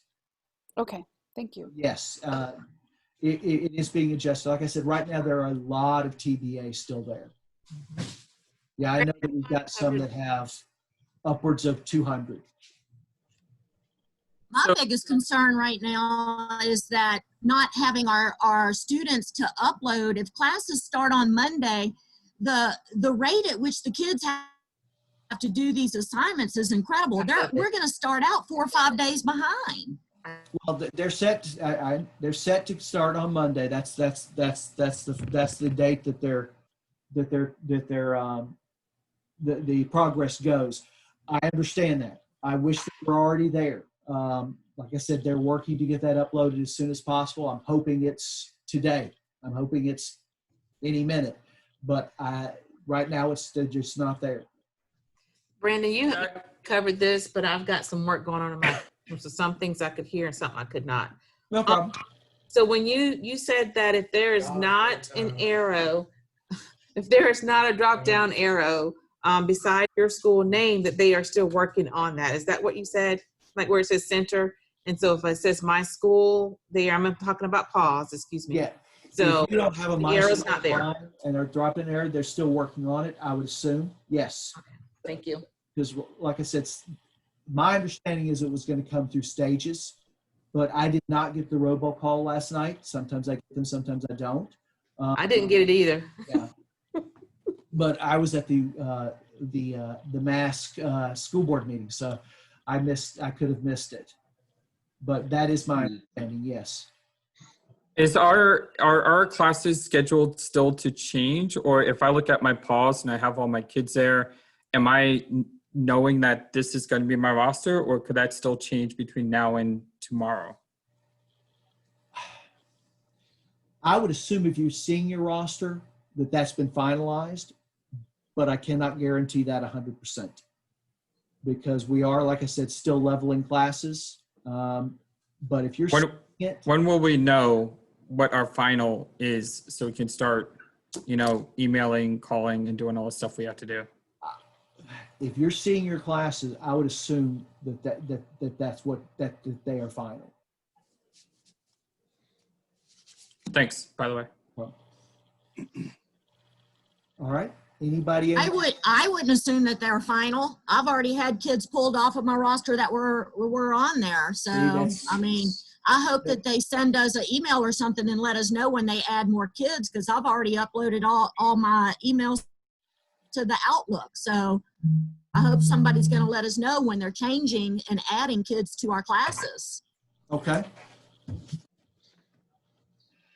So, Well, fortunately, there are days built in, and I noticed in there built in for these types of things. And I think it will allow all of us a little bit of cushion as we help our kids begin, you know. So I have decided that I will help make sure that they're going to be able to manage themselves without stress. And if mine don't happen to start on that first day due to all kind of reasons, then I'm going to support them from day 2 or 3 forward, minding our recommended pacing all the way. correct. And again, it is students will go through this faster than I think people are anticipating. That normally happens. But I want to get back to what was previously said. So I couldn't hear who said that students have been removed. So you're telling me after you were seeing, so when I go speak to the people that are doing this other than me, you're telling me that students had been removed after you've seen them in pause. No, actually, it was after I was told I had like 26 kids in that class. And then when it did get posted on pause, I only had 24. So Okay. what I was told last week was different from what showed up on pause. Okay, all right. I just wanted to make sure because I believe once you see them in pause, those courses have gone final. And if school goes final, you'll see it all. All right, so it was before that happened. All right, like I said, I'll be here to answer questions. You guys are welcome to go on to, I'm sure you've got multiple other meetings to go to today, and I'll get you the information, starting with the math non-credit recovery 7th grade first semester. It's not showing, and I've got a couple of questions to ask for curriculum. They may send out an email about those, and I will check on the numbers and see where we're at. But like I said, my understanding is once that you're seeing them in pause, that they're final. All right. Brandon, could Yes. you also just see if you could check if this one time the parents' information can be loaded from the beginning? I don't believe it can, but I will ask. I don't believe it can because we normally do not share that with vendors. But I will find out. We normally don't share that with who? Vendors, third party. Yeah. Yeah, but And also not is that every- because it's a mass input? Because the vendors get to see it since we're inputting it anyway. I was told by Duska Ross that they won't do that. Yeah. Okay. When we entered anyway, the parents have said, basically allowed that. So that's my understanding, but I can always ask again. I ask the same thing for media people every year, and I'm always told no. So, because I'd love to have where the media people could email the parent through Destiny when there's a late fine, but unfortunately, that's not something that's uploaded. Yeah, that's my understanding that we're probably going to be told no. Brandon, I have a question. Of course, yeah. Will we learn in the best practices today, or should I ask you about how to incorporate the iReady with Edgenuity? That will be something that they will cover. Okay. That'll be something they'll have to. You don't. All you have to do if you're an English teacher is give the diagnostic test and math. But otherwise, if you're online, you won't be using iReady. Really? Okay. I was given all the information, was told to go to the meeting yesterday, the iReady meeting. Yeah, we're giving the diagnostic to online students. But that's all we're doing. Yes, but that's all we're doing with iReady for online students. Correct. Okay, cool. We'll only take the diagnostic. Thank you.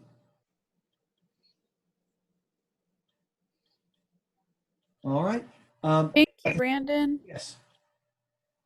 One more thing I would like to ask is that in pause, that y'all make the communication log visible to all teachers that have that student, so we can tell if a student is not performing in our class as well. They Okay, did that I at the will- end of the 9 weeks last year.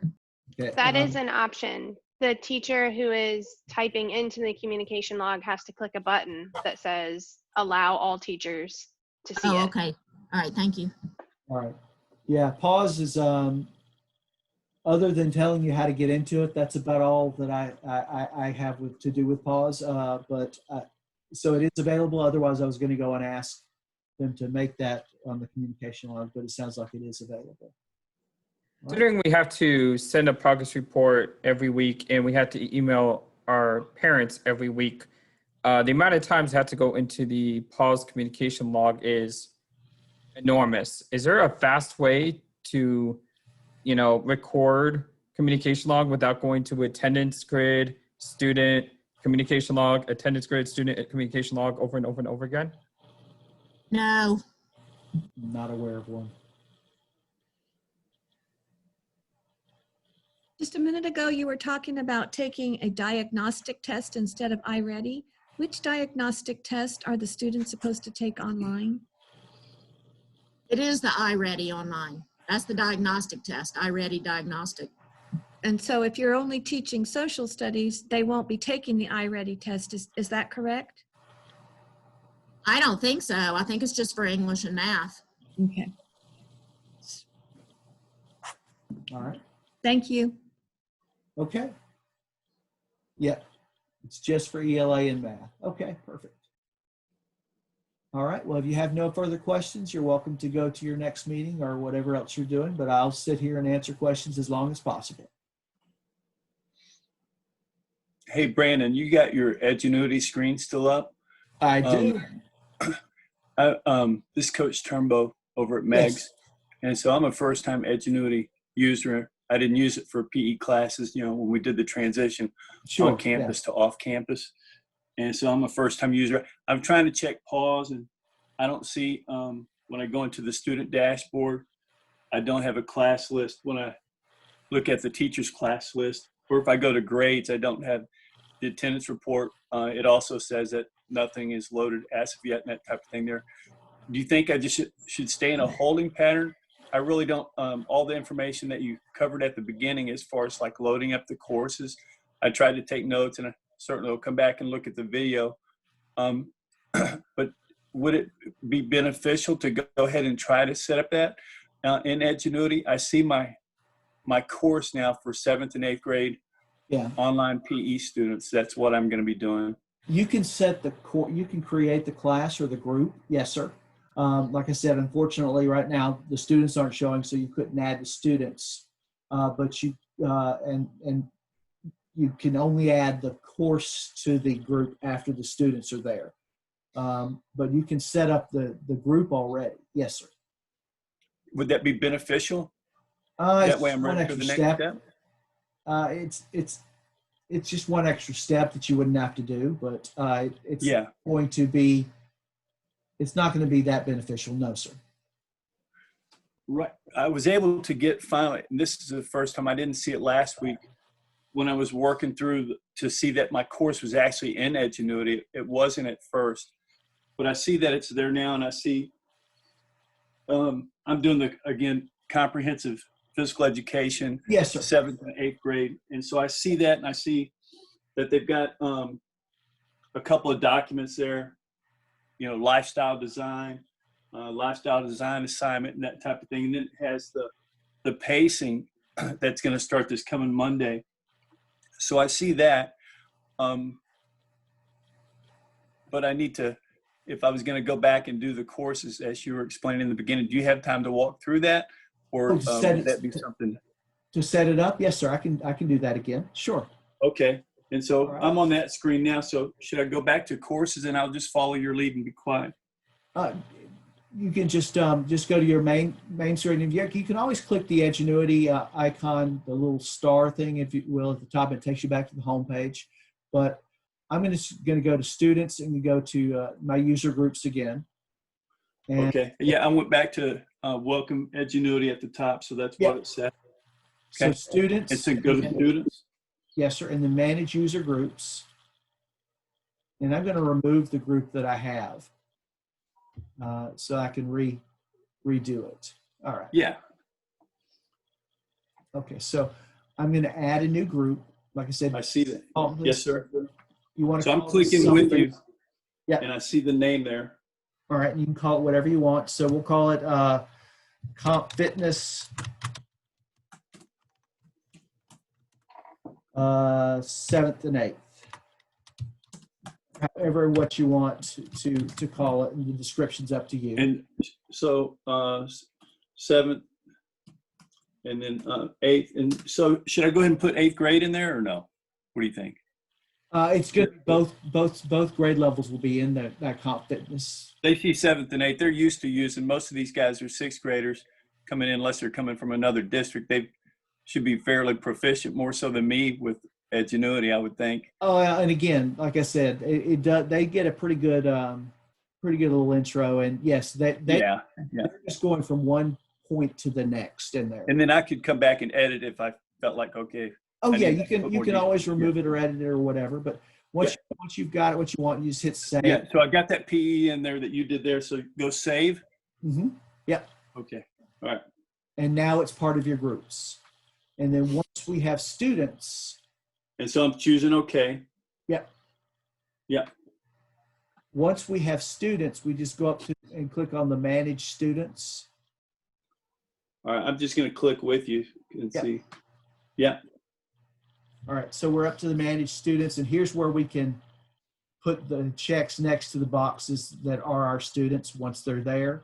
It is searchable. It's also alphabetical. And you said they were going to load those? Yes, sir. They're like I said, they should have already been loaded, but unfortunately they are not. Yeah, no worries. I see all the stuff that you've got there and how you're checking yours. I don't Yes, need sir. to do that on mine right now, or do. No, you don't have should to. I? I'm just showing you how to do what. Yes, sir. Okay, I'm going to be And quiet and what pay you want to attention. do Thank is you. click. No problem. Click add to group Okay. and choose. Once I have my students there, add to. Let me make sure. I'm going to go ahead and take new notes. So add to groups. Yep. And it's going to bring out a drop-down menu. And then that's after you click on them, right? After you Yes, tab on. yeah. So you I- go ahead. Okay. I click next to right by name. There's a box right above them. That's if you're clicking all of them, which if you're in your group, you would be. But you may want to click, you're clicking on individual students. So let's say it's not everybody. Yeah. Once you have the ones you want, you click add to groups. And you'll see a listing of the groups that you've created. So Comp Fitness 7-8, click the box next to that. Let me make sure that, so that's add to groups? Is that the Yes. tab we're in? Uh-huh. Yeah, okay, so I got that. And then you're gonna check off on the Comp Fitness. Correct. And once that's done, then all I do is click on the plus symbol right there. Yeah, okay, I remember you talking about that earlier. Yeah. Yeah, and it does tell you what you've done. It gives you a little bit of a warning message, if you will, or just, hey, you've selected 2 students to add to group. Perfect. So those students are now in my group. And then you said okay, and then Yes. Yep. Mhm. And so now they're in your group. So yeah, so I can go back to manage user groups, and I'll see my physical education, my Comp Fitness there. And if I want to make sure they're there, all I have to do is just click on the group, and it pulls up all the students that I've currently added.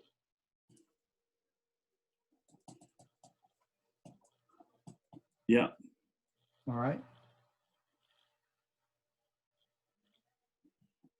And unfortunately, that is going to take the most of your time getting set up. Like I said, I wish the students were already there. Yeah.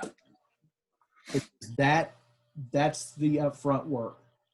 Yeah. Once you have your students in your group, it's very easy to add the course. Okay. You click, you make sure you're in your group. It says Comp Fitness 7-8. I'm going to click next to name, but I always click select all up here, just so I get everybody in my group. So when I've done that, then I click Enroll in Courses. And it brings up a list of all of the courses that I have. And it is searchable.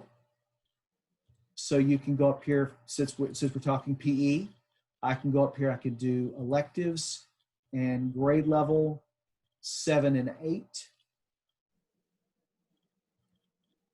Apply. And that one does not come up. Why does it not? It's not listed as a... Yeah, I tried to search earlier. And it didn't yeah, come up. some of these courses are listed as different. So we're just going to do elective. And you can scroll through 5 pages, or you can go up here and you can type in, say, fitness. And it'll pull up. Okay, good. Yeah. Well, I don't see, it's not pulling it up. Yeah. All right, so hold on. I found it by entering just physical education. Yeah, it's what the actual course is called. I just want to see, make sure that I've got everything. It's listed as comprehensive.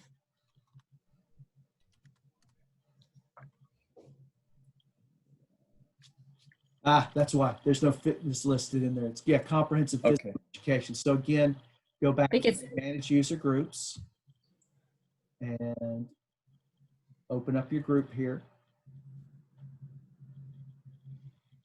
Click the box by name and select all to get everybody in your group. Enroll in courses. And we're just going to type in physical.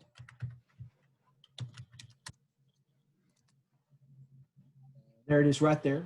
Comprehensive physical education, 7-8. And what we're looking for is A, because A is first semester.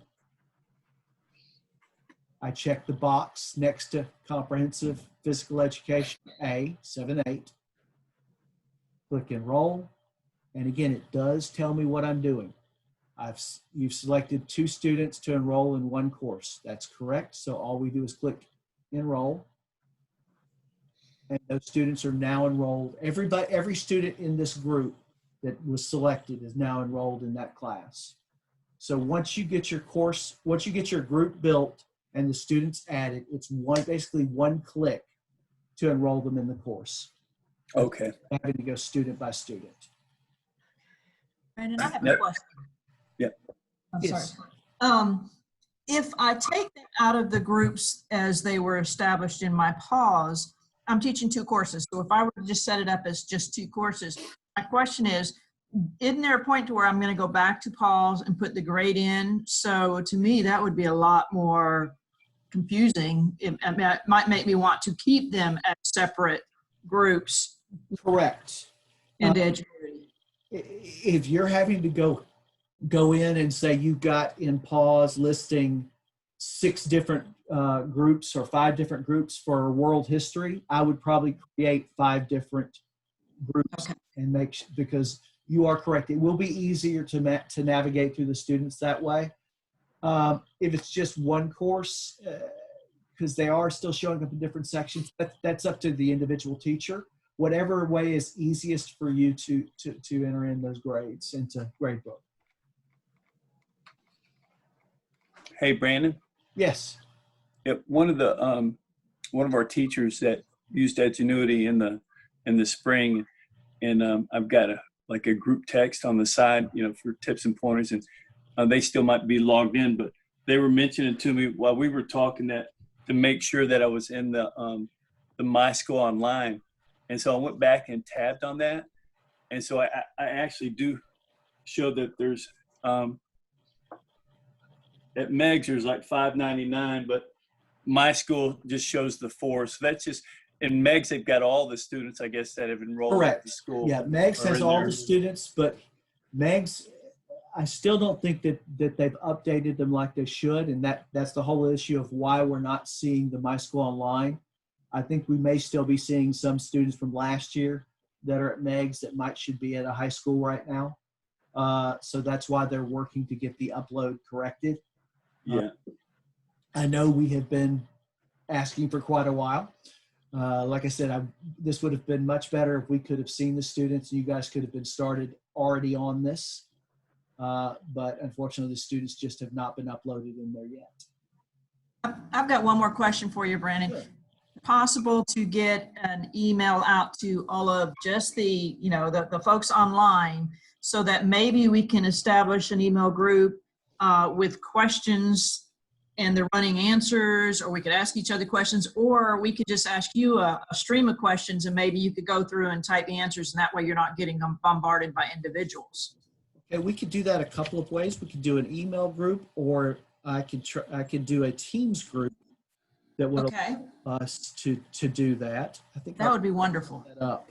It'd allow for running conversations that you could get. It basically is the same thing as an email, but it just keeps everything in a running order. Would it be possible to find out who is teaching the same thing as us? I would assume it would be. I don't think that's private information. Let me see what I can do on that too. So we would like to maybe get a, trying to think what we used to call them in schools. I've been out of school for a few years. I appreciate that request as well. I thought so. But as of yesterday, what I was teaching changed.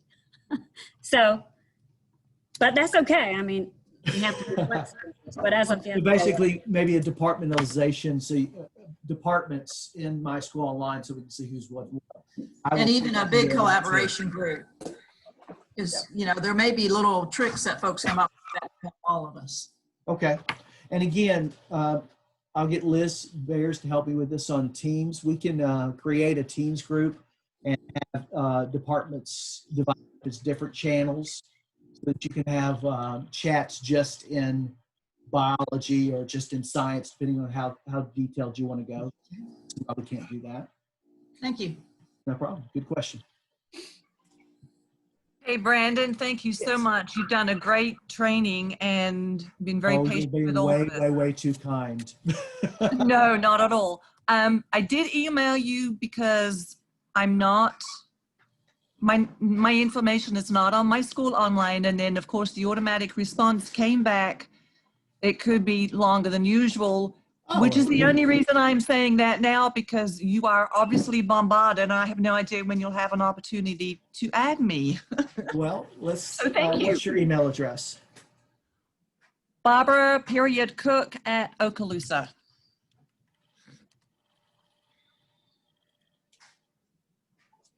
And there I am. Hear how easy it is to add you to MySchool Online.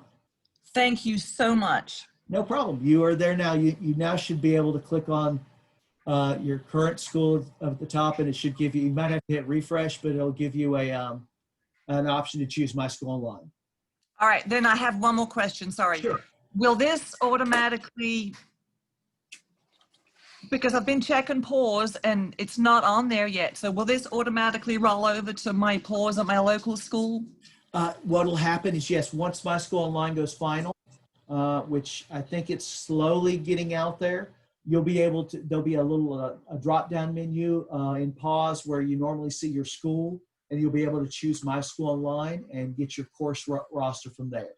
All right, thank you so much. So you No can just problem. read my And email. I think Ms. Ross has been sending those out when they're final, so you might want to just look for an email from Dushka Ross. Awesome. Thank you so much. Sure. Hey, Brandon. Yes. I apologize. I had some people in my room earlier. I don't have my class link open at this point, but did I understand that we are to continue working through the Edgenuity educators? Yes, it's the same thing. I just have not gotten around to change it to say MySchool Online for the teachers. Okay, Thank you. The exact same link. The one just says online for the students, but yeah, you still use the Edgenuity educators. Thank you. Take you to the same Thank spot. Yeah. Hey, Brandon, one more question. Sure. You have our email addresses, the teachers that were present today. You're going to email out the PowerPoint, and I'll get the list. Yes, sir.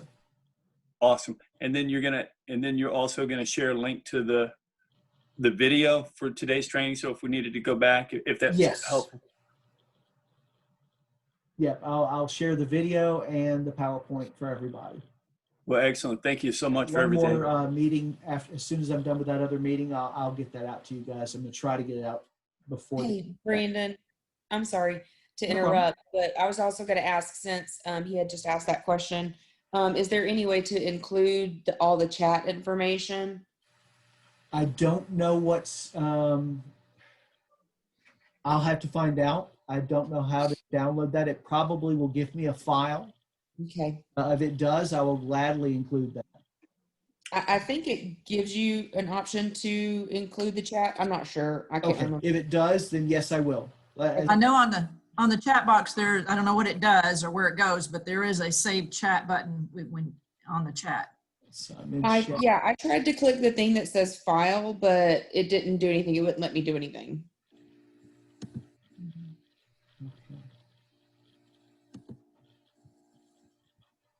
So I'm trying to see if it lets me do anything. 3 dots next to it. Yeah, it gives me mute, start, hide self view, hide non. It's not giving me those options. Maybe because I'm sharing. Okay, I was able to do it. Thank you so much. Okay. All right, but I'm sure it'll let me do that. I'm looking here. All right, what other questions do you have? Brandon, this is Megan. Just making sure you're gonna send out course codes. I've got a list to do that, or I've got a, yeah, it's actually, Tammy Ellis, I think, has the list. I'll just have her get her to send that out again, or I'll send it out, but course code. Great. Thanks for your help today. It's been awesome. Absolutely no problem. Brandon, I'm sorry, I have one more question. The academic integrity policy, I know that we're supposed to attach it to our syllabus, but how is the whole transmission thing happening? I do not know. I haven't even seen the policy myself. I think you're probably going to go through that in the best practices today. Okay, all right, thank you. Yep. Brandon, is there any possible way, because I know we loaded it in right before they did the online, you loaded some videos. Can you load some videos for parents on how to get into MySchool Online? I have them. And then also how to set up their email, because I had a lot of them didn't know how to get into the email or anything and never. I actually shared both how to do email, how to get into Accelerate, and how to get to MySchool Online, and sent it out to be put on to our YouTube site yesterday. Can you send those to all the online teachers via email so we can put it in our folder as well so parents can watch those? I should be able to send you the links, yes. Thank you so much, because they don't necessarily know how to do it and how to get on ClassLink, some of them. Video links to teachers. I can do that. Really appreciate that, because we were talking about making one to show the kids how to get online. But if you've already done it, that's... Yeah, I do. I have it. I updated it yesterday and sent it to Mr. Horton, and then we uploaded it to YouTube yesterday. So I know I have the links, but I'll send that out. Yes. All right. Thank you so much. No problem. Pulled out for my equal duty meeting. So you said you are recording this, so I can go back and watch. Yes, it's still recording. Okay. So I can fill in the blanks. Thank you. All right. When did we have to send out 2 emails each week? Is that progress report that Edgenuity sends out, is that going to be one of our 2? Again, that's a question for curriculum. They may say yes, but that's a policy that they've come up with. I believe they said a minimum of 1 email. So you don't have to do 2, you can just do 1. But they do want you to do a personalized email to the student. Okay. And they wanted that to include their progress report. So if the progress report's being sent, that's 1 email, and then we can just do the personalized email. What about the calls? Yeah, we got to call all of them within the first 10 days. And that, even if you have 224 kids? Yes, ma'am. Wow. That's me. That's, yeah, That's a lot of students. it's too much. That was me the last 9 weeks last year. I always tell a story. Was I it? started teaching. My parents started teaching in this district back in 1966, 67, and they were part of the last group that actually got to strike. I think it was 67 or 68 before we were told that we were essential and couldn't.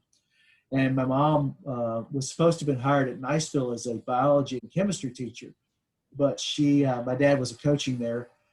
But she got to Niceville, and this is the 60s. They had hired somebody else, so her dad wouldn't let her leave school till she got her elementary degree. So she started teaching at, I believe, Edge at the time. I think she said she had 39, 40 third graders in a classroom one time. They said they didn't make any difference. So that was one of the last. Crazy. Who has 200? We never get back to that. Who has 200 and something online? We're supposed to have 160 plus 10%. I am new to this. I'm a PE teacher from Florosa, and I'm doing middle school PE, and I have 224 students. And again, some of this is still being leveled. Yeah, that's not supposed to be. I think if you're teaching 6 periods, there may be that you can have more, but I don't know how many classes. All I get is the list of teachers and who to add the courses, the students to, and then associate the teacher number with. But I'd like to know, like I said, I know they're still leveling. We're going to make sure that we're not going to go over. I emailed you a question about that, Brandon, but I'll let you get back to me, Okay. later. Thanks. No problem. Thank you. All right. Well, How do I find, I have a question. Sure. I don't know if you can answer it, but it may be the next person. How do I find out about the course description and how to do the creative syllabus and all that? Well, I can show you what Edgenuity has, and that may help you. Let me change my screen here. And we'll go back into here. Because they do have, and you can now see my Edgenuity. When you go into the courses, what course are you teaching? I don't even know the name of it. I know it's PE. I think it's the one that the other man was saying. Okay, so the physical. All right. Do you know what grade? Well, there's 2 of them. It says MJ. Let's see, MJ I think it's comprehension. Yeah, a comprehensive physical education. I believe that's it. 7, 8. Do you have 6, 7, or 7, 8? I have all 6, 7, 7, 8. Okay, so you've got both. Okay, so what you can do is just click the box next to the course when you pull it up under Manage Courses. There is something called Scope and Sequence. I'm going to go through that a little slower. Under the More, you'll see Scope and Sequence, and you can download that. Let me show you what it looks like. And this may be something that can help you, because this does go over. Oh, thank you. And the lessons. Yes. And you can download that for any of the courses that are there. The other thing that we do have, again, clicking next to the course, go to More, you can look at the structure. And it'll bring up the exact order of the course. And all of these are clickable. So if you wanted to see what goes through health and wellness, okay, there are no lesson objectives for that, but you could click on the direct instruction if you want to see that. Okay. Are there dates Bring it up. to say when a unit should be complete, or I'm sorry? are there dates that say when a unit should be complete? That would be what there is a, for the students, yes. And I think curriculum was working on a, I hate when I have to, There is in there. yes, thank you. Another one on on here earlier. Oh, yeah, right here. Yeah. Carmen shared that. That is on there. It's a recommended pacing by date. Yeah, it's, if you go to, you can pull up a student. Mine, let's look at mine. I want to go to select my account. Let's say I'm teaching geometry. I'm going to click on that and click course. And what I'm looking for is the course report. And this will actually show me the dates that they recommend. Okay. Perfect. Thank Brenda, you. quick No question. problem. You may have answered it in your session when I had to go out. And my husband had this question too, because he's doing all at school, but I'm doing blended. And they want us to actually, we can use some of the quizzes or tests from this in our actual classrooms, but Yes. there's print them without the answers. There's no way to print the test without. Is there any way to print the test or the quiz out that so we could use in our classroom? My husband actually had to do just a cut and paste. Yeah, I'm not aware of any way to do that, but I will find out. Because that would be a nice feature to have for a teacher in the teacher's version, to be able to pull up the quiz and print it out without the answers right Yeah, there. somebody was asking that earlier. Now I understand exactly what they're asking. You know, and then you're not having to cut. My husband actually had to do a snippet and move it over to Word, snippet, move it over to Word, and then he had to go in and correct things to get it to work. That's a lot of time. Yes, it is. Let me see if it will let me do this.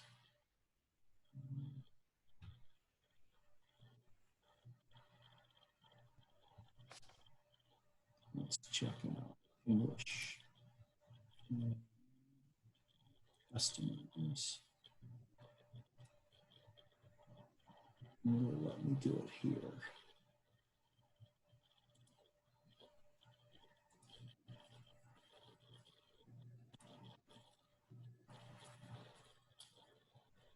No, I'll have to either contact them, which I'll do anyway, but as you can tell, they're apparently very, very busy, which is why we don't have students uploaded, or I'll find out how you can do it if it's available.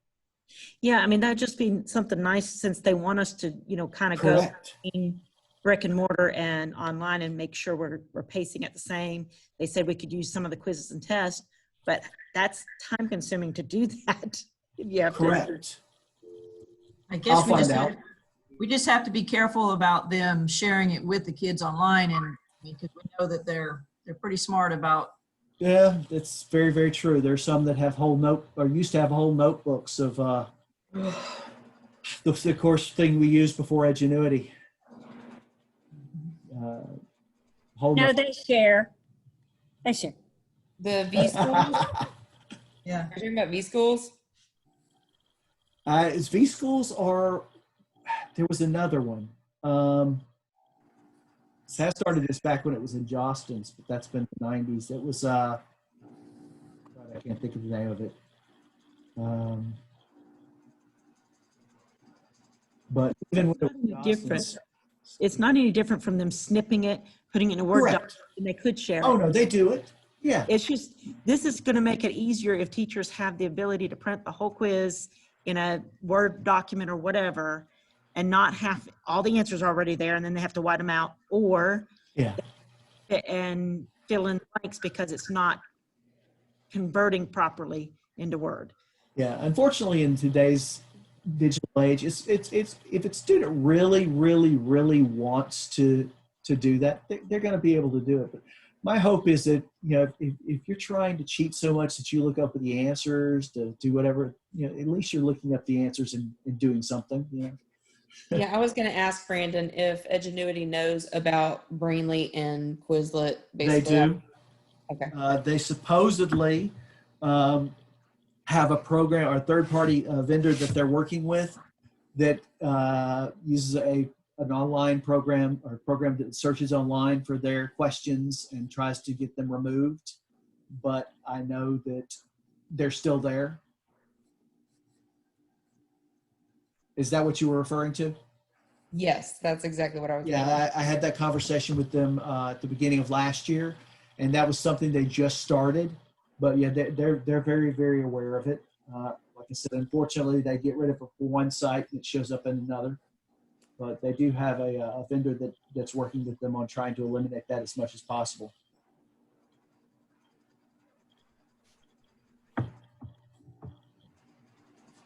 Any other questions?